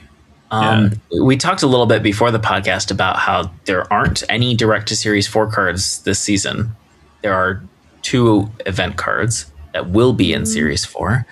But they're pulling back. And like there was Bug and Yaka Arrow in the data mines. And to me, Yaka Arrow seems like a Banish card, right? Because Yondu and Kraglin both definitely is the Yaka Arrow. So for sure. So, and maybe it was just another card that banished something, right? But Kraglin is going to get better because eventually there will be Banish synergy, but that doesn't mean you get him now, right? Yeah. You could wait till he's a collector's card. We already have seen March's cards in the data mines. There's nothing related to Banish except for like more skills, and that's not synergy. I'll settle on like a low 3. He feels. No, I gotta go 2. 2 is playable. It's just like rarely the best option. So that's how I'm thinking about it. Jack Flag, Ree. Okay. Jack Flag is a 3/3 with the ability ongoing. Your cards here with increased power have +2 power. Which is a card that asks the question, will Spectrum finally be good? Regardless of whether this card makes Spectrum good, it is a good card, I think, because I give it a 3 for its synergies. Look at Captain Carter, especially if you beef it with the Spectrum. That's where I'm wondering, like, that's a big powerhouse of a lane. And Moonstone, you know what I mean? So, like, there's a lot of ways to make this really powerful with ongoing cards. It seems kind of just clearly good in certain combinations in the right decks, obviously not everywhere, like obviously in certain decks, but that's why I'm intrigued though. I'm like, does this help push Spectrum over the line? Because it feels like she's pushed out of ongoing decks. She's just like not a worthwhile card to have in ongoing decks compared to other ways to like, you can just more easily double your power with other cards. So that's what I think about Jack Flag. I don't know who is next. Did you give him a number? Yes, I give him a 3. Okay, I'm sorry. I don't know about the Spectrum thing, because in Spectrum, he's the exact same thing as Captain America. And that is a deck that runs Captain America, and maybe it's happy to just have another one. Like, maybe. And so at first glance, you're like, this is just a Captain America, 3/3 +2 to the other cards in the lane. But Captain America only gives it to ongoing cards, and that is a much more niche thing to have a deck that's all ongoing versus a deck that's all green power. Mm-hmm. This is the Aurora to Captain America's Spectrum. Yeah, that's a great way to put it. And it's still limited on which synergy it has, but it's a lot better. Like, you can use this on a Maverick behind Captain Carter. I'm sure this is part of why Anna is excited about this card. This is very much a Surfer card, right? Surfer hits everything, and they have increased power. Ta-da! Jack Flag just added an extra 2 to everything in that lane as kind of sneaky power. This card, if I gave a 4, well, I guess I already kind of gave one to Star-Lord, but if I gave a 4 this season, it would go to Jack Flag. Like, he's the safest bet. This is going to be a good card. I could see Star-Lord or even Drax or Mac or Magus surprising me, but like Jack Flag is just like, this is a very safe pick. Probably a card you'll want to save up for if you ever play any of these buff decks. And there are so many different styles of buff decks. Ben? Yeah, this is my favorite card of the season. And when I say favorite card, I mean like the best, like the most winningest card. I don't know if I approve of this card, but this card's nuts. So this is an easy 311 before the obvious Captain Carter and Maverick shenanigans that we've already mentioned. I'm like, oh my gosh, 311. Yeah. Oh, he can boost himself. Yeah. Okay. All right. It's just a 311. Like, that's better than Captain America. What are we talking about with Drax? Like, we don't play 3/7s because we're playing 311s. That's okay. That's better. Captain America says it's other better than cards. Captain America. So even in Spectrum, it's better than Captain America. Yeah. Just like how even in Spectrum, Aurora is probably better than Spectrum. Anywho, I don't know about that claim. I'm not sure about that, but that feels true in my heart, actually. And I've learned it. Anywho, but what I will say about ongoing as it relates to Jack Flag, it just seems like as good a place as any, since we're talking about this fucking amazing ongoing card that I'm declaring here and now. The ongoing is my official keyword to watch in 2026. That's right. I'll be checking in throughout the year with ongoing, and I think it's got a bright future in 2026. I don't know what to tell you. All right. I think maybe last year was the year of Activate. 2025 was the year Activate came into its own, but we're finally getting excited about ongoing. That's what I think. It took a few years in the background, but it's back with Jack Flag passion. Oh my gosh, this is such a good card. Yeah, it's a 4. It's a 4. Oh my gosh, we're making room for it in Surfer. We're not making room for Drax. We're not making room for Shang-Chi. Cheesy Pete's.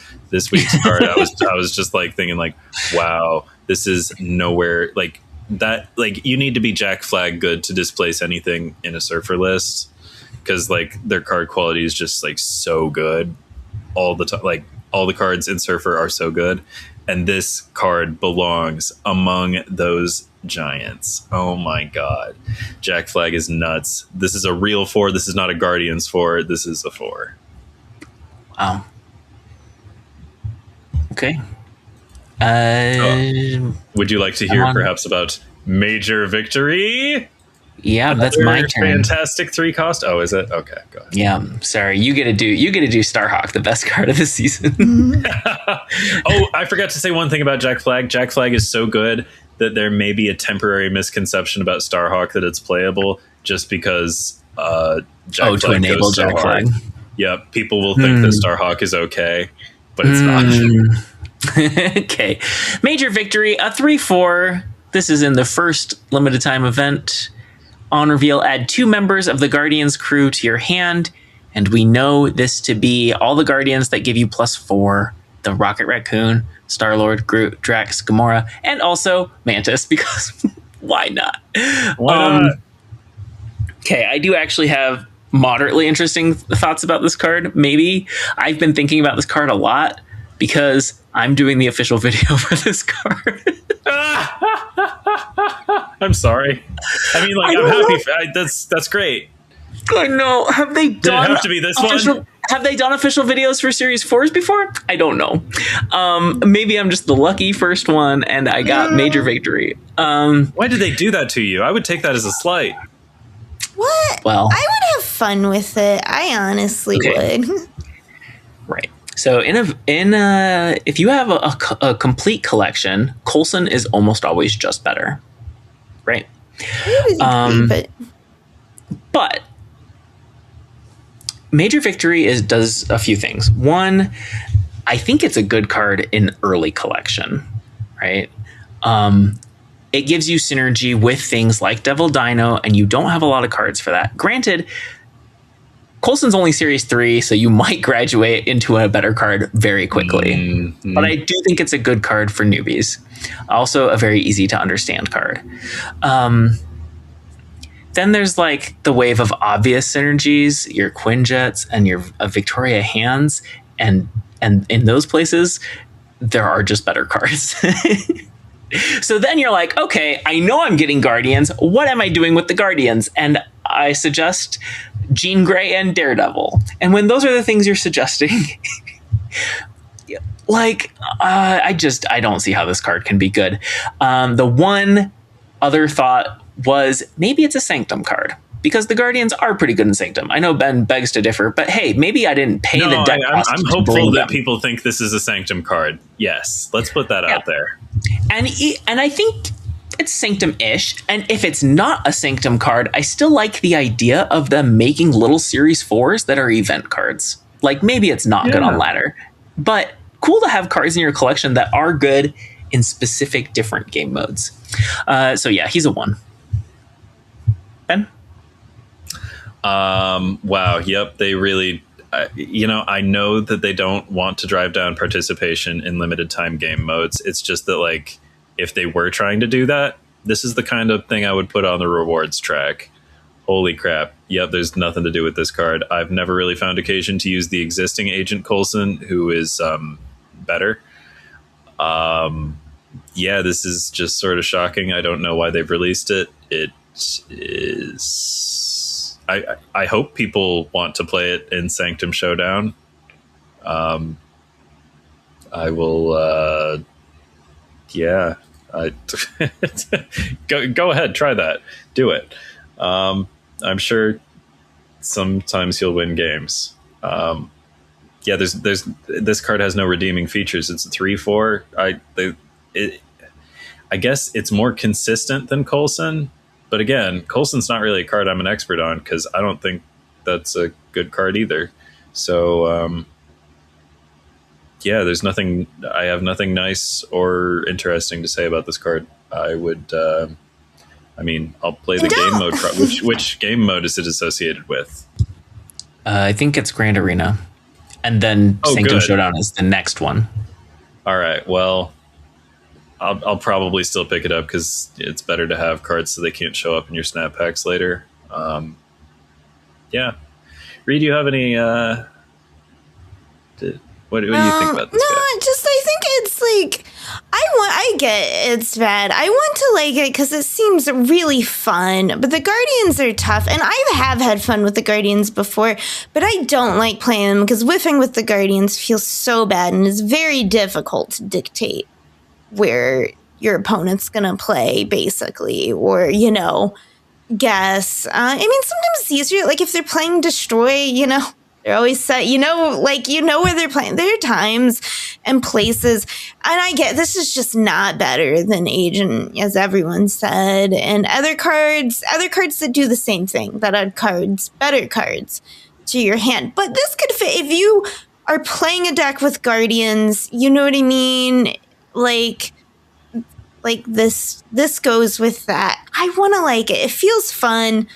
I'm glad it's only a Series 4. They honestly, I feel like could have just made it a 2 cost. It's the cards you're getting that you're not excited about, unless you very much built for that. Differentiated it. Yeah, this would be a real card at 2. That would be so interesting. So that is such an improvement. So I give it a 2 because I don't think it's completely unplayable. I mean, you're building the deck for it, but people are playing Guardians, are playing it for the love of fun Guardians. So and this feels fun. I don't know, but I get you can like it. Yeah, it's not. Yeah. It's not powerful. There are better cards for a lot of the purposes, and a lot of it's just that the Guardians aren't powerful. Right? And that's the whole problem, is that the Guardians are not a powerful deck right now in the meta, at all. So even if you hit every single Guardian guaranteed, right? Even if they were just vanillas with +4 stats, they're not that big. Right? No, and they're still vulnerable to Shang or a Shadow King. Gamora, definitely. Yeah. Yeah. Mm-hmm. Yeah. They could give them all another round of buffs. I kind of hoped that they were going to give them another round of buffs, given the season and the card Major Victory.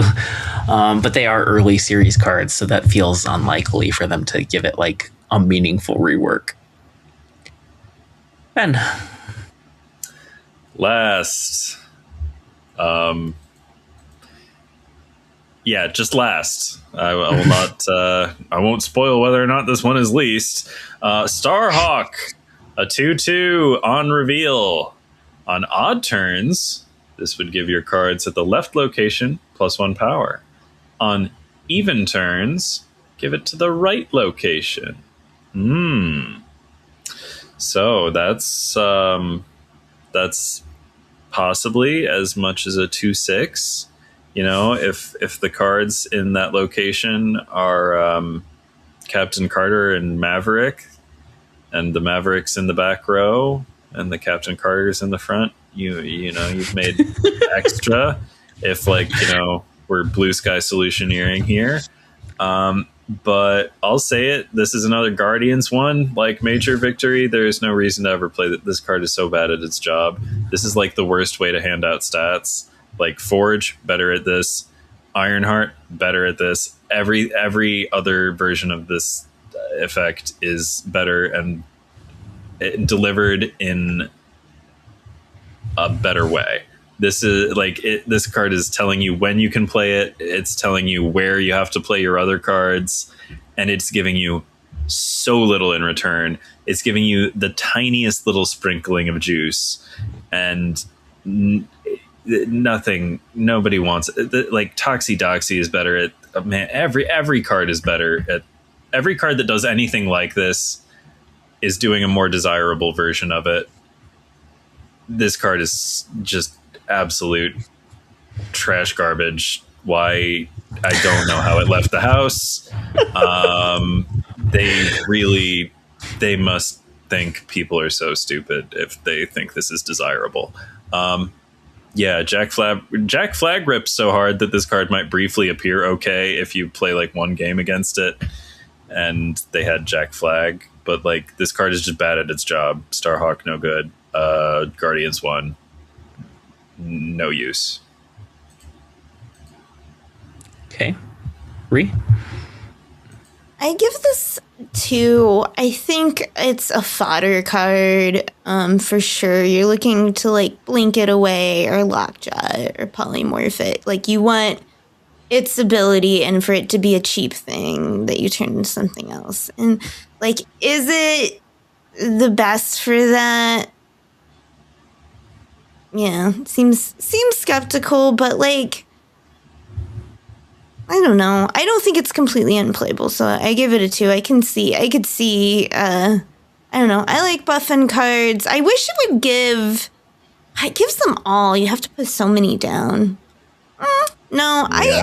I would definitely give it a good go. Like if I had it, I would try it out in a buff deck, but I would be using it in a deck that expects it to use its on reveal and then use it for something else. Use it for currency. Double use it. What do you think, Lauren? Yeah, I'm you're trying to like, I want to be charitable to this card. Like, what is the best use case? And Ben highlighted a way to get it to like 210 or something. Yep. There are cards that can take extra advantage of the +1 power, make it scale. It's just like, it just seems so small. And the other cards that do this, I'm trying to think of like what other cards do this. And there's Blue Marvel. Well, I'm talking about like let's just spread out a bunch of power. Oh, there's like Blue Marvel and there's Nakia and Ironheart, and these are all more expensive cards. So maybe like it's the best 2 at the job, but like I don't know that it's good enough. I really don't like a 2 that you have to hold for the late game. You know who you can play on 2? Surge. Yeah. Another card that hands out stats willy-nilly, not William-nillium. But Surge just makes it rain +1s all game long and never tells you where to play the cards. and can also be But played. you have to draw her early. Starhawk, you could draw late and get the maximum Starhawk power. Starhawk, you have to draw late because otherwise you drew a dead card that's lying dormant and like not a cool 6 cost that you can like plan your game around, like a weird little 2 cost that you have to jam in at the end. I wish the targeting was different. Like, that's such an awkward... To me, it's like this card would be so much better if they just had a better targeting than just, like, left or right on random turns. The form factor is so bad. Yeah. It can hit itself, so that's something. I'm sure it usually will be hitting itself. About that. Yeah. I really like the on odd turns, on even turns do something different. I think it's both thematic, as we talked about before. Starhawk is a couple of spouses formed into a single body, and so they take turns controlling the body. So that's kind of cute, and I think it's cool mechanically also. But this is not an interesting implementation. Do you think you play it with like Kitty though, to help you like get more fill and more control, right? Like, I feel like you have to play this. If you're you not are using going it to as play fodder, it, I think Kitty is a decent synergy. You could play it on turn 5 with Kitty on the left lane. Like that might be cool. I don't think it's like practical, but like you're using your resources efficiently if you fill the lane with Kitty, who's going to go back to the hand, and like that sort of mitigates one of the downsides of Starhawk, which is that it asks you to fill early if you want to play on the left or whatever. Okay, well, that's the season. I'll ask you to which one card are you most excited for, and I'll go first so you can think about it if you weren't already. I want to say Magus because it seems like an interesting deck building puzzle, but I suspect I will be disappointed as soon as I realize I can't do any on reveals, and that's what all the fun stuff is. So I'm going to say Star-Lord because that is a card that opens up some new possibilities. I think. Maybe. Probably. Oh, I'm sure. For sure. That's a great pick. I'm jealous that I can't pick Star-Lord because I'm so busy picking Jack Flag because goddamn, what a good card. Jack Flag. Do you have... Okay, I didn't want to... Nope, just get Jack Flag, play Jack Flag, win. I can't disagree. I think Jack Flag does feel like I totally agree with you there, Ben. I'm only not excited because, like, I think everyone will be doing it because it will be good, which, will make it unfun for me. So then, for me... I think I know this sounds late, but it's more about what gets me excited to deck build and considering all those meta factors, like how often am I going to be playing mirrors and stuff. I think it's honestly between like I'll give it to Major Victory because Moondragon will probably be played a bit more. I was so hoping you were going to say that. It makes me want to do it. No one will play it. I can get it for free. I don't need, hopefully I can easily get it for free without tokens. So many of these cards I can't get I wanted to get Shang-Chi this week and I didn't have tokens for it because I wanted to play with it. This one I'll get. No one will probably play it because it'll be bad. And I can try and I bet I can find some kind of mini like CB tier deck that's heightened by my own ability to relocation when I'm on my game and late night remisses things, but like and that'll be fun for me. But it's tough because the Guardians are tough for me because they directly, but when you can pull a good one that hits, there was a deck a while back that I was playing with the Guardians and it was just so joyful, which is just in short supply these days. So I'll give it that. And it's not like me trolling on you guys. I agree. I see why you say it's bad. It just seems like it could be fun. I wish they would make it a 2 cost, but some of my favorite cards are bad cards, and that's okay. Bad cards are great. Do we want to maybe do a secret homework once the card is out to build a Major Victory deck? Yes. Assuming it's easy, we can get it reasonably easy, right? We don't know. It's the Grand Arena one. Yeah, I guess I'm comfortable playing that much Grand Arena. Well, they keep changing how you can get it and how possible things are. That's all I'm saying. Most of the free ones have been pretty doable lately. But you're right. They do change it. Okay. Well, thanks for that. On to our side quests. First up and only this week, Secret Homework. Secret Homework was assigned by me. It was to watch Wonder Man Episode 1, which just came out yesterday, alongside all 7 other episodes of the season, on to Disney+. I watched just the first episode. The extra credit was to watch only the first episode, because one amongst us struggles to do that. And we will find out soon. It looks like the answer was no. Well, you said you thought about making it the extra credit. Last week. No, it was the extra credit. No, last week, if we roll back the tape, as the listeners have the technology to do, it was like reverse extra credit. It's like better of it. You gave me the wiggle room. Would you have watched only one if it was official extra credit? Yes, if you'd made it official, I would have. Okay. Next time I'll make it the homework itself. Yep. Probably should. I loved it. I have only seen one episode so far. I watched it on my own because I was up late writing my economy article for Sanctum Showdown. And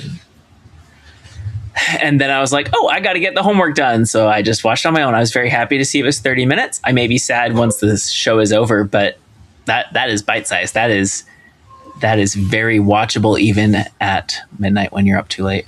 The actor who's playing the main character, I'm assuming Wonder Man eventually, is so charming. I don't know his name.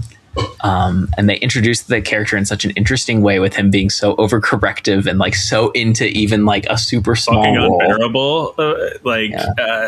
Oh my gosh, that beginning was so much characterization, right? Like it gives you an idea how brainy he is, but also like just not socially clued in. And maybe overconfident in his abilities, but they also point out he crushed his audition. So like there is some talent there. Mm-hmm. And then, of course, bringing in, I had his name and now I've lost it. The guy who plays the Mandarin. Trevor Slattery. Thank you, Trevor Slattery. What a great character. I looked him up, and apparently he was in like Shang-Chi or something, and I don't remember. He was great in Shang-Chi. I don't remember what he did there. He was just fun. He'd hang out. He had a little dog. It wasn't a dog. Didn't have a face. It wasn't. I mean, it wasn't literally Kingsley, a dog. Ben Kingsley's the actor. Such a good actor, at least in this role. I don't know if I can name off anything else he's done, but he's such an enjoyable character. I had a great time. I would strongly recommend it. I thought it was very fun. Ben? I also enjoyed it. I saw all of them, but I will mostly stick to this first episode. Wow, in the first scene where he's got a very small speaking role on American Horror Story, and he is just oh my gosh, he's failing to read the room, and he starts out like so well, like it's clear that he's given this role a lot of thought, and he has like one small question, and like the director's like, oh, that's interesting. And he completely misreads this and starts like fucking picking all the worst nits and quibbling and just like making it all about like, he does not understand how small a part of this production he is. And he's being like hugely inconsiderate and the fucking worst, and like making everyone's lives harder. And there's a show on Apple TV Plus where a lot of the discourse has been about how supposedly unlikable the main character is. I'm talking about Pluribus with Rhea Seehorn's Carol Sturka. Really? And I take it quite personally when people complain about how dislikable Carol Sturka is. Okay, good. If you got a problem with Carol Sturka, you got a problem with me. We're basically the same person. Yeah, and I don't like hearing that everyone hates me.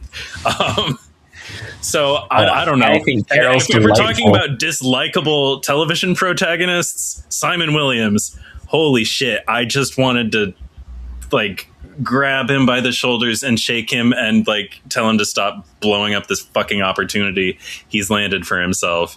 Because, oh my God, it was like he was trying to get fired. So that was a little frustrating.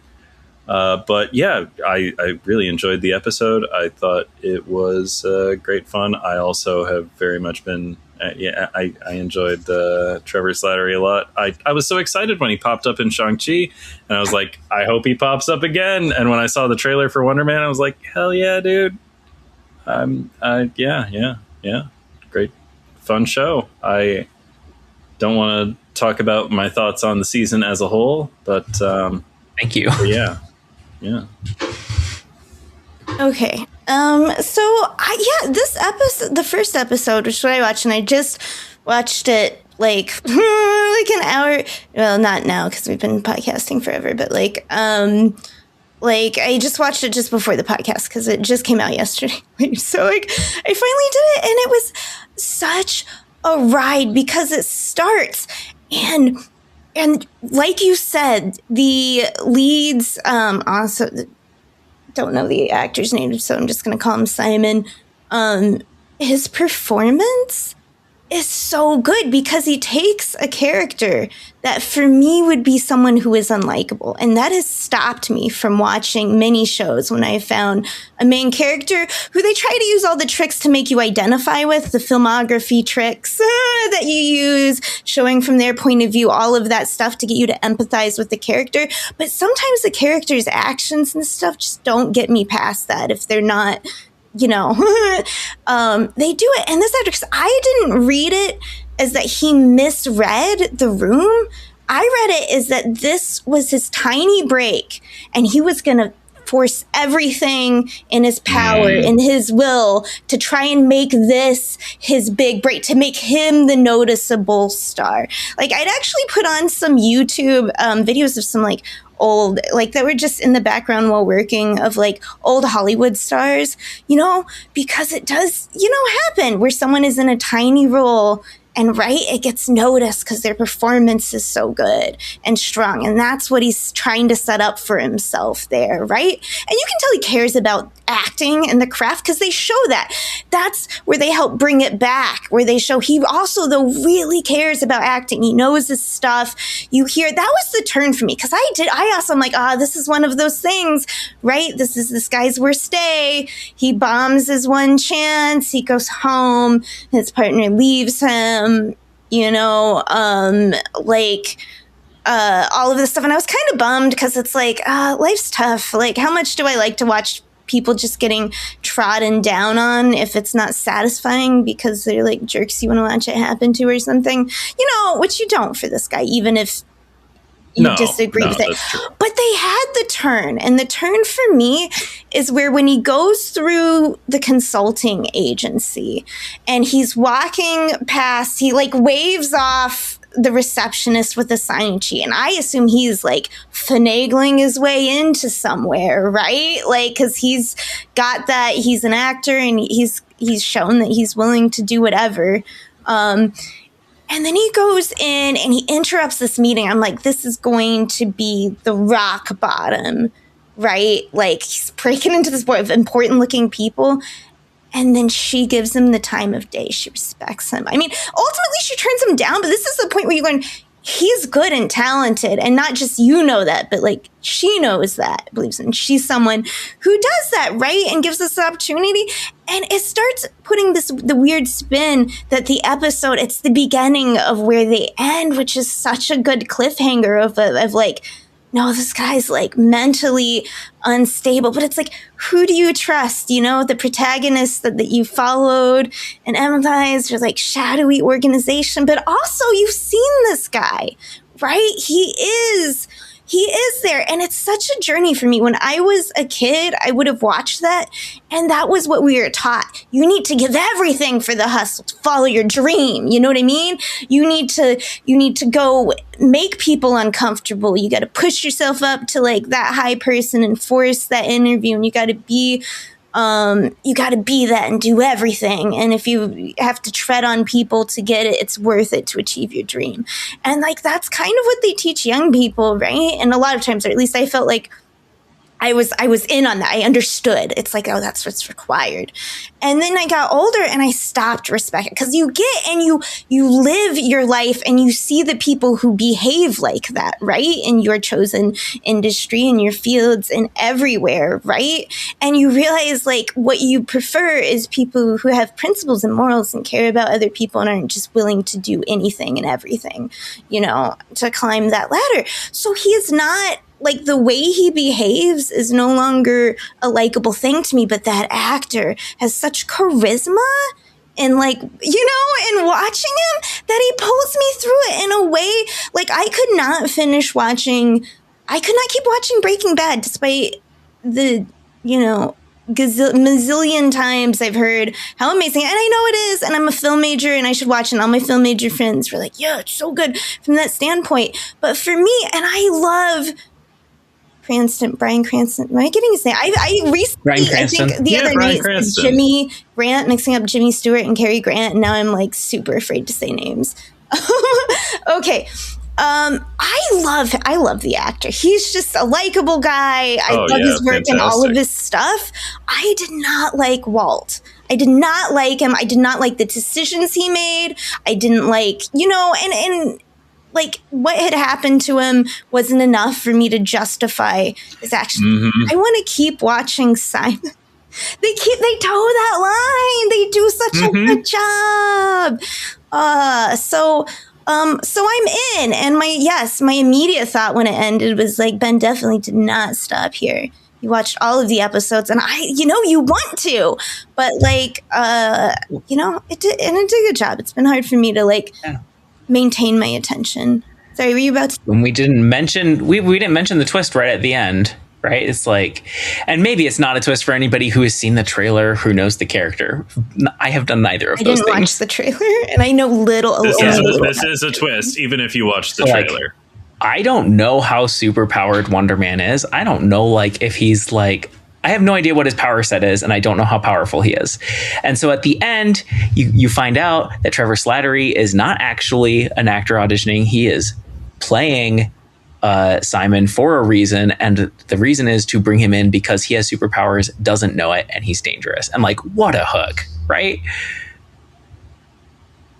Yeah. Okay. Although, it's unclear. I don't think they say that he doesn't know about it. Right? They just say that he's got powers and he's unstable. That. I'm not. Oh, maybe they said unstable. Okay. Know. Yeah. But Okay. you don't know. Okay. You want to know. He's dangerous. Yeah. Okay. Well, he said he didn't have powers, or at least he implied he didn't have powers when he was at the audition. He signed a document attesting that he does not. So there's something there. Maybe he is aware. I'm guessing so, based on Ben having seen the other 7 episodes. Anyway, Ree, you assign next week's homework. Oh, right. Oh, we do see some superpowers, though. He does shake some things. I'm glad to hear that. No, in the first episode, he shakes some things in a moment of stress. I totally did not catch that. It's not clear, Yeah, it's a little ambiguous, but he's having a superpowered moment. Okay. I did not catch that. Right. When I watch it again with my wife, I will be very interested to know if that's because I was paying poor attention or if it's late and I just don't remember. Okay, next week's homework. I will be gone on my brain retreat, so I didn't want to pick something too hard. But I thought what might be a fun challenge in the spirit of things we've done recently is to play someone else's deck. And I want to say favorite deck, but it's fine. It can be current favorite because some people don't have one, forever favorite. But play someone else's deck. The extra credit is if it's a deck that stretches you. Like I know this is a good deck that's worked well, but it's not something I'm comfortable with or have played with a lot. That's extra credit, You have the week that you can have. So and then hear about it. Awesome. Well, let's wrap this up quickly. If you haven't already, comment, subscribe, rate, and review, etc. Feed the algorithm, feed our souls. Come hang out in the Speakeasy, our little corner of Discord. You can find instructions in the show notes or video description. We are proudly part of the Snap Judgments Network, where you can listen to other great shows like Snap Decisions by Joe on Mondays, It's a great show. We've all been on it separately and together. Tune in next week. Same Snap time, same Snap channel. Oh, yeah. Oh my gosh. So because we had such a packed episode, I decided not to come at y'all with Snap shooters, but I meant to get them by the end of the month. I've started on it. I haven't finished it because I could tell this episode was going to be long because there was a lot of stuff. But yes, it's coming. It's coming. I've come up with some fun things that sound like other phrases, and we'll get to the bottom of your familiarity with and complicity in Snap culture. I tell you what. Great. I'm excited. I was unable to help myself. I watched all of them. You understand? We're going to have to go over this during the homework. You failed the extra credit. I saw the end of episode 1 and I was like, Ben didn't stop here. That was my first immediate thought. I had the exact same thought. As soon as credits rolled, I'm like, is Ben going to stop here? Nah. I watched most of the first one again, honestly. Okay. After I got to the end. To help remind you which things are in exactly. one. Yeah. Yep. Okay.